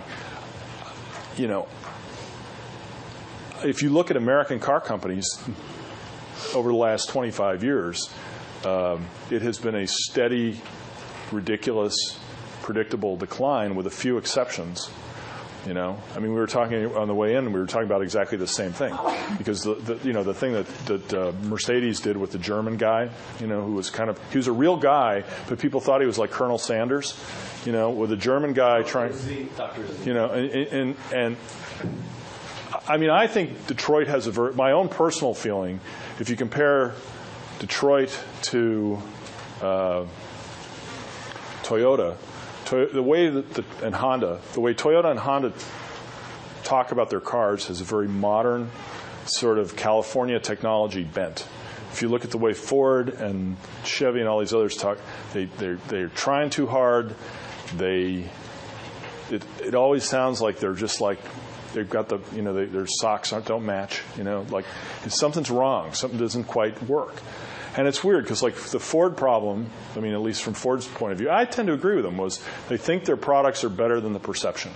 And until you reverse the perception, you're going to have a hard time selling the products away without giving them away. And if you give them away, it hurts the perception. So, and they don't know what to do. They don't know what to do. And I honestly think it's like, I always felt like they should look at cars. You know, there's so much technology, and this, of course, is my own personal bias, but there's so much technology in cars that what they need to do is to adopt a point of view that I'm not selling cars, I'm selling computers, and I'm selling you. What I want to do is be part of the future instead of part of the past. What American car companies have tended to do is they go nostalgic a lot of times, you know, and that's like. That's one of those things like there's a certain campaign that you will see. Whenever you see a company say, you know, whatever the thing is, we invented it, it always means we invented it, we lost control of it, somebody's doing it better, and now we're completely irrelevant. Because that's always the campaign when they do it. You usually see it in like airports where it's by Piedmont Airlines or something, you know, like some non-player saying that they were good once as they fall into the grave, you know. Let's say, was it GM that hired Bob Lowe? Right. To go, you know, they hired him from Chrysler. Right, Chrysler. But I don't know what has come out. Well, the problem is engineering a car manufacturing takes 5. I mean, the problem is if, you know, I think the hard thing about being a creative person in the car business is if you lay an egg, you don't get. It takes 5-6 years if they give you another shot to undo it. It's just it takes a long time, and so, you know, how do you get people they don't attract? They have not tended to attract the kind of a lot of the creative people who used to go who would have gone to the car companies in the 50s or 60s go to work in, you know, Google or Microsoft or someplace like that, because that seems. None of you are working in a car company, right? Everybody here was working for. Am I correct? I used to work for Tata. Which one? I used to work for Tata. Yeah, but actually Tata is trying to do something very creative, which is sell a car for how much money did you say? Like $2,500. $2,500. That's. But in the United States or in North? In India. In India, right? Okay. I mean, it's just the problem with. I mean, the Detroit problem is Detroit, you know, because it's like there are cars made in America, for example, that are doing just fine, but they're Toyotas and Hondas and BMWs and whatever that are or at least assembled in the United States. You know. It's like every car commercial has the same shot of the car, you know, on the curvy road, and it's like I think of like how the Volkswagen ones have gone a totally different route, either with sort of the humor with I don't know Greta or whatever, and the Jetta ones, or even the ones on their safety bend, where the ones where people are just talking and they get smacked, which are just so abrupt. Can't really decide if I like them, but they're definitely memorable. And it's just so different from the way that Detroit. At the time, you can't even tell which car it was. It was some car. And there's no brand recognition. Don't they recall kind of. So they hired great companies to do the wraps, right? Yeah, and then they put them through Detroit, you know? I mean, clients can make good people, you know. I mean, it's. I mean, some of it is like if you look at I mean, at least is my opinion. If you look at the middle of what cars. You know, if you take the fuel economy and everything else, the cars tend to look the same because they're all kind of they go through the same physics process, and you have to do certain things in order to get the car to make 35 miles a gallon. That gives you a fleet mileage of whatever. So, but I think Detroit has a dated way of talking about what they do. You know, a dated way of presenting it. And I think that's a big part of it. And you're saying no ad agency can crack. Well, nobody has. I'm not. You know. Culture. That you're saying the culture won't let you. I don't know. I mean, I don't know. I enjoyed working on it, but we have Ogilvy has Ford in Europe, and we do projects for them in the United States from time to time. But we don't have that big piece of the business. So I can't. You know, we were working on a project to try and save that, to change that. But, you know, like somebody has to have a license to go do some stuff, and you have to have enough time to let it stick. And my two experiences with Ford is they've never been able to pull the trigger, you know. So it doesn't mean they won't, but just they haven't. So is that a willingness to sort of change? I mean, IBM changed the brand, right? They took IBM, which meant one thing to the person, and now it means something very different. And there were some sub-brands that made that transition business model. Is it that unwillingness? I mean, I see Detroit as sort of hanging on to these Park Avenue, you know, things that have been made for 50 years, you know, or things that consumers see through, like the rebranding of the Taurus 500 thing. It's just completely transparent what they're doing. Yeah, I couldn't figure out, like, that to me was like, I didn't really get that, you know, like I didn't get that at all. Like we named it the Ford 500 and then it didn't sell, so we renamed it the Taurus.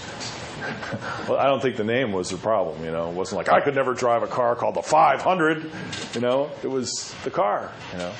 But they too hung up on this historical reference, which is what you're saying. Well, I mean, here's the thing about IBM. Here's the thing about IBM. The people who came into new people came into IBM who were completely outside the industry, and they looked at things from a different point of view. And then they engaged with people within IBM. I wasn't there for all this, so I'm just speculating. But they engaged with people who in IBM because anytime when a company starts going down like that, there are people within the company who say, "Holy moly, we got a problem," you know. So, you know, the people, I talked to some very smart people at Ford who know they got a problem and who want to do something about it. But, you know, the company, I mean, a company like that, it's got dealers, it's got all these established things. And somebody's got to have the license or the willingness to go and say, I don't care what they think. Would you redesign that brand if you had an option? I mean, for me, I think it would be a great. I actually was really enjoyed working on it because I kind of thought it had about a 1 in 1,000 chance of going through. I guess what I mean is the logo. When I look forward, I see that logo and I think, man, that looks geriatric to me. I don't I've never been a big fan of that logo, but that's always a religious issue. I don't know what I think because part of it is. Because part of it is, I don't think it's the logo. The logo isn't the problem. The logo is the logo acquires all of the other problems. So the question is, and this is always a hard thing, which is how do you change without throwing out everything? And what do you change? And what do you say? I can fix that. You know, that's fixable. Because Ford still sells an enormous amount of vehicles. And they still, like people who drive F-150s like them. I mean, if you go down to Dallas and you drive around the suburbs of Dallas, you see all these guys with these big, shiny F-150s with their web addresses like tradesmen and stuff like that. There are people who love Ford in certain parts of the country. And you're probably better building on top of that. That's the neat trick, is to try and make it embraceable by somebody else without alienating your core, you know. And you probably would find the core is rooting for you to succeed. But there's a lot of subtlety and nuance to it. And some of it, I think that basically, if you look at American car companies, I think they pretty much across the board do everything wrong. They couldn't give away free food in a starving country. You know, they don't know how to do it. They've lost their way. And so, you know, but it's a delicate thing, you know, because like if you can save the logo, because everybody knows the logo, that would be a good thing. Well, it'd be interesting. Chrysler has been taken over by private equity. Leonardo now runs it. That's an example of different people. Now, I don't know whether Leonardo, am I correct? It's Leonardo? The guy that came from GE via Home Depot. So it's totally different management. It'll be very interesting to see what happens. I have no idea. I find it amazing when you see big companies with good management, how over time they screw up their brands. And when I say their brands, I mean their businesses. I've sort of become convinced that, and I think I've tried to communicate this 1,000 times, when you are a company that's been around for a while, your destiny is to die. I mean, I know that's fatalistic, but the free marketplace, remember, Hood doesn't care about an individual company, it cares about the marketplace, and there's almost like an economic model that says you're optimizing the overall goodness of the marketplace if the slower moving tire companies sort of die and new ones rise up and they are vibrant. It's very Schumpeterian, in this creative destruction. Do you think that could be true? That for a company to keep going after a while, boy, you're fighting as if you and I want to,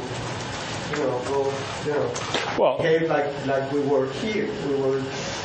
It's a little harder when you're older. Well, it depends. I mean, it depends because a company like Ford has got all kinds of problems that are not related to, it's not just an ad campaign. It's the design of the products, it's the healthcare burden, it's like all this. They have all these legacy problems. So, Mullally's at Ford has got a lot of problems that are not just the car advertising. The thing that the branding, the top level of branding does is it gives you permission to hope, and it sometimes buys you time, to get your problems worked out. And for leadership of a company, you get a certain amount of time to work out complicated problems that can't be solved overnight. So, I think, the natural order of things is reinvent or fail, So, and nobody cares, Like in Europe, they're much more. I mean, it's very hard to be, I worked in Paris for a while and I worked in Amsterdam for a while. It's very hard to be an entrepreneur in Europe. To be a young person in Europe is really difficult because there are so many barriers to developing and starting an idea. It's just they protect legacy industries. They just do, and we don't. So, and other places are even protect them even less. So, you start with, it's like a company that starts without any infrastructure for wired phones, but everybody can be wireless, So, so more people, so the wireless penetration is greater. It's competition, So the companies have to adapt I always think about because I played, before I ran out of talent, I played basketball pretty seriously at Northwestern and stuff like that. And I'm like, you look at the American car companies, in 1960, they were in the third quarter with a 30-point lead. And they have blown it so many times. I mean, it's not like there's any surprise. I mean, the fact is, my father bought his first Volkswagen in 1964. All my friends when I was growing up in the north suburbs of Chicago drove Toyotas and Datsuns and stuff like that, and VW Beetles. It's there was this. I remember reading something about how American car companies should stop making small cars and just make Cadillacs because they made a lot of money on Cadillacs. You go, but the problem was that people who've driven German cars their whole lives are not all of a sudden going to junk it when they get some money. They're not. So you have to have a life cycle product to take people through. And I actually think one of the few success stories that was a brilliant success story for American car companies was Saturn. They took, you think about Saturn, they proved that if you fixed the things that weren't the car itself, because the original Saturn car was just a Buick Skylark. There was nothing special.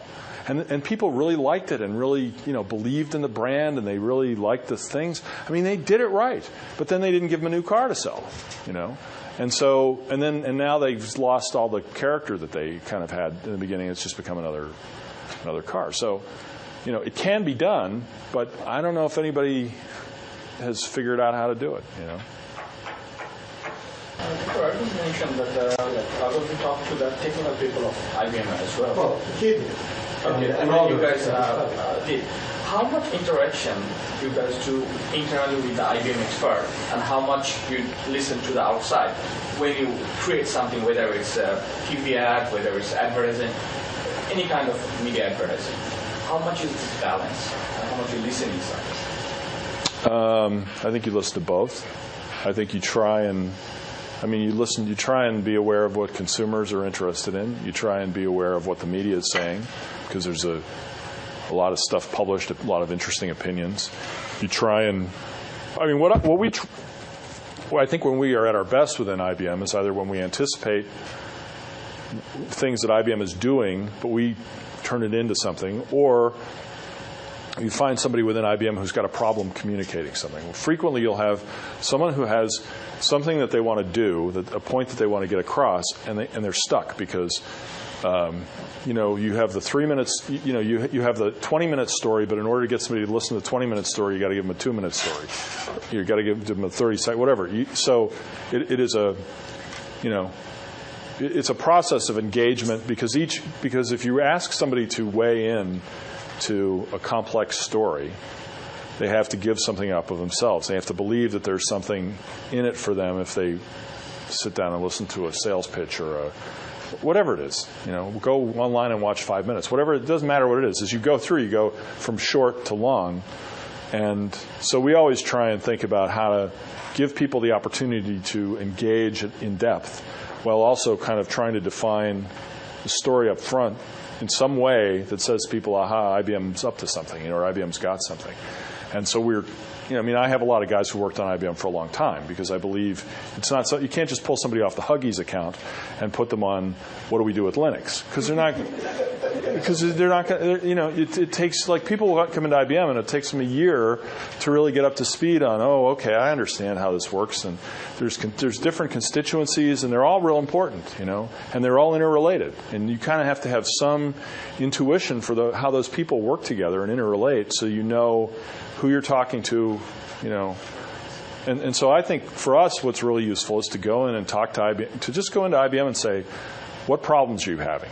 And you'll find, somebody going, here we think there's an opportunity, but I can't get the point distilled down to a simple, how do I tell the story? And sometimes we produce sometimes you produce a commercial, not really to run it, but like to go to a meeting and play it, and then you run it somewhere. Like IBM had the AS400, which was proprietary, very popular, fantastically profitable platform.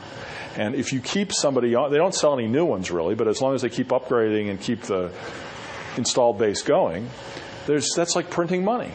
So you have to reassure those people not only that you make a good product, but that you're committed to that product.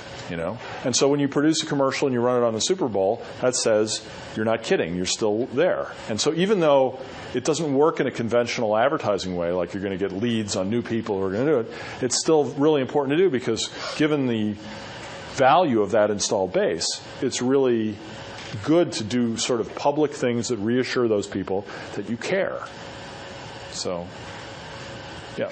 Do you think the business itself, like advertising business, is changing a lot? Oh, yeah. To me, it's like the storytelling seems to be very unidirectional, whereas a lot of things are changing in a way that, like, for example, I was trying to buy a shaver this morning, and the first thing I did was trying to find some user comments on certain products. So it's not just the manufacturer giving out the information and trying to persuade the customers. More like customers trying to find information, and I think that the changes are there. And I think the way that the traditional and the Google ads are changing the advertisement world a lot. So my question is, like, as a traditional advertisement agency, what kind of changes are there, and how do you cope with those? Well, I mean, first question, like, to me, the thing about, and we do. I mean, Ogilvy does any kind of media you can think of. Our digital part of the company is exploding. I tend to be both a digital advocate and a digital skeptic because I think, like, if you talk about, like, okay, I go online, I get user comments, blah, blah, blah. Okay. There are all of these blogging units being formed in all kinds of advertising agencies where people go on to websites and put in positive reviews of products.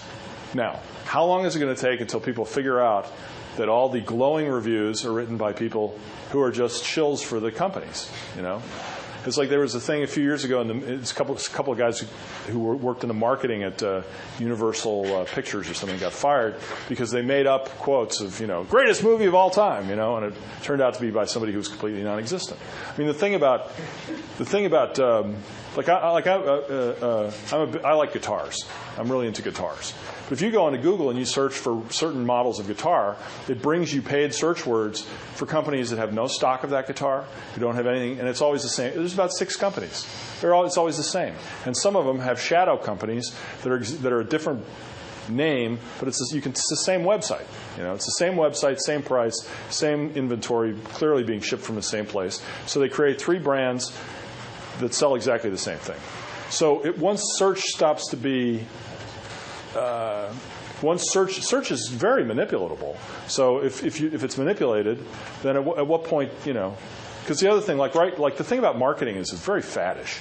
You can just hear people walking into their bosses and saying, we got to be on YouTube. I'm going to go on YouTube. What's YouTube? It's a great story for internal companies. And I like YouTube. YouTube's a blast. But what happens when there's Ogilvy had probably the most successful viral product thing done through YouTube and other postings, which was this Dove film we did, the campaign for real beauty. I mean, something like hundreds of millions of downloads, which is really unusual. You hear a lot of anecdotal stuff in meetings where people say, oh, we got 300,000 page views, or we got 800,000. You go, well, that's not really enough to move that's not insignificant, but it's not enough, And so the Dove thing was a monster. It was a real phenomenon thing that happened, but you can't guarantee that, I mean, one of the reasons you go to the Super Bowl is because 60 million people are going to show up. And the thing with YouTube is, right now we figure there are about 70 million videos on YouTube. How many of and so everybody posts their commercials to YouTube, and everybody makes these funny little fake commercials and posts them to YouTube. Problem is, what happens when there's 1 billion videos on YouTube? What happens when there's 10 billion videos on YouTube? It's going to happen in 5 years. I mean, it's an inexhaustible supply of stuff. But who's going to watch it? At some point, it's got to be really good, and the bar is going to go up on what people send around. I mean, people are always going to send around stuff, but the bar is going to go up, and at some point there's just going to be it's the nature of it will change, as all digital media will change. Everything will change. Yeah. I think related to that, there's sort of an issue of then. So the story is still important there, and the quality of the story is still important, but maybe you change a little bit how you're delivering it, So, I don't know, if you're selling music on iTunes now, you're selling more singles and less full albums, so maybe there's a way you can sell 3 songs together or something else. So, have you seen anything like that? Well, I think the opportunity for experimentation is huge. Because the thing about branding, the Ogilvy philosophy on branding is that it's not any one thing. It's the complete. Like a brand is an experience, and it ranges from how you feel about the person at the desk when you walk into the hotel, to the logo on the hotel, to the bed in the room. I mean, everything is branding. And so if you look at media, you have if you look at the proliferation of different media choices, you have all these different things you can do, and it's very hard to compare. Like the thing is. A lot of the metrics of advertising effectiveness have been done based on, pretty, 5 channels. Here's how many rating points we buy, and they're measuring a fairly finite universe. When it becomes all this, how valid is any of that stuff? And then you throw in, well, what about the blogging group we've got in Sri Lanka, who's writing positive, who's all writing about how much they love the new Ford Fusion and how it's the best car ever, and the Ford Taurus. So renaming the Ford Taurus fundamentally changes the way. It's sort of like there's a lot of experimentation. There's a lot of interesting things going on. The music industry is interesting because it's a pure digital play, and in a weird way, it's kind of going back to, if you think about like in 1850, in every city there was a theater, and in every theater there was a Jack Nicholson. There was a guy who was the Cincinnati Jack Nicholson, and he probably did pretty well for himself until movies came along, and then all of a sudden, that one Jack Nicholson became very wealthy, and a lot of bad Jack Nicholsons lost their jobs, And so now it's going back to you can be local and have like iTunes is a distribution and software system for or MySpace or anything else for a local artist is pretty good because you can take the cost of production of quality music has gone down. The amount of people you need to supervise it and distribute it has gone down. Most of we were talking about this earlier. Most of the when you paid $18 for a CD, $17 of that went to lawyers and accountants and everything else, and you were lucky if you were a band in Los Angeles to get a buck. Lucky, to get a buck out of that. And plenty of the guys, wound up owing more, after 3 or 4 records, wound up owing money that they never had to pay, but they basically were never going to make any money, so they quit and became copywriters or whatever. And. So speaking of brands, the other thing that is being branded nowadays are the presidential candidates. So, yeah. Does your firm do any of those things, or does it work with the different campaigns? Oh, I think it works. I mean, I think the. Do you guys do? No, political campaigns are very special. Political marketing is I'm really fascinated by it because I was a political science major, but I don't do it. I mean, political marketing is a really unique, specialized thing, and the reason why is because it's very unusual because your marketing is dependent on behavior on a single day every 2, 4, or 6 years. You don't care about the rest of the time, really, And the other thing about political marketing that's interesting is if you were inclined to vote for the other guy, political marketing can be effective if it makes you so disillusioned that you don't even vote.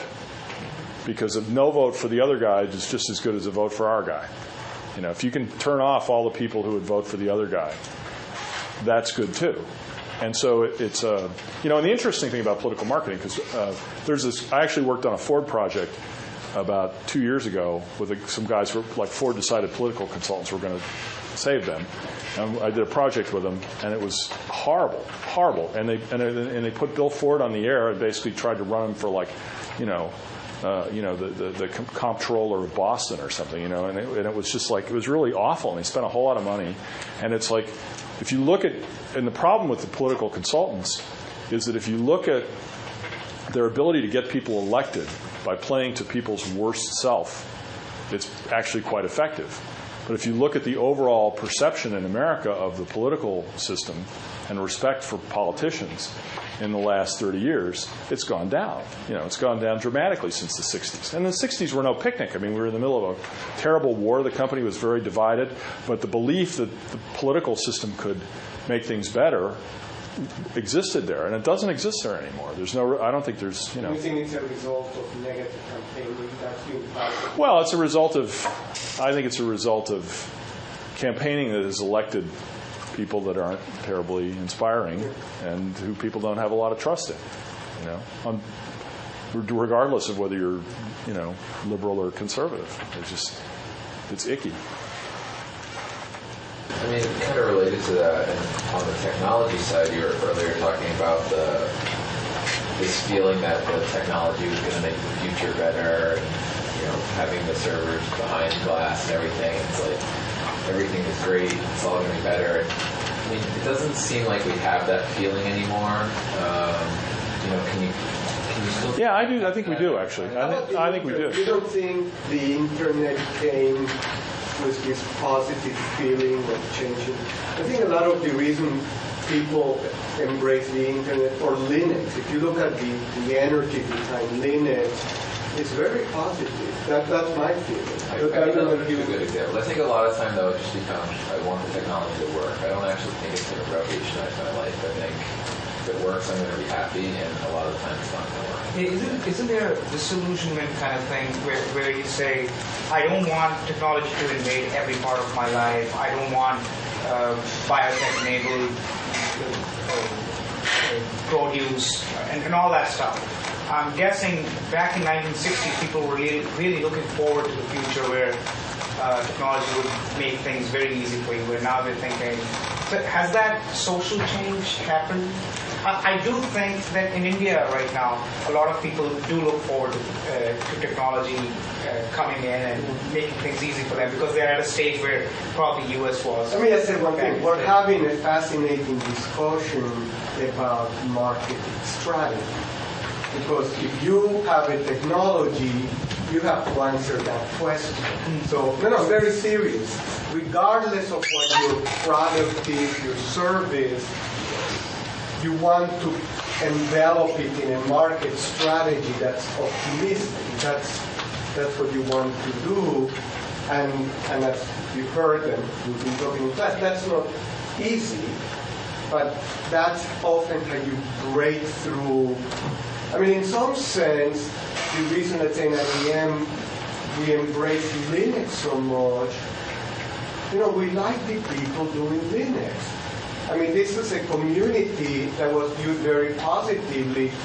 In my case, the people who said, Irving, you guys have to do Linux, were the people in the supercomputing community, the research community that we were working very closely with.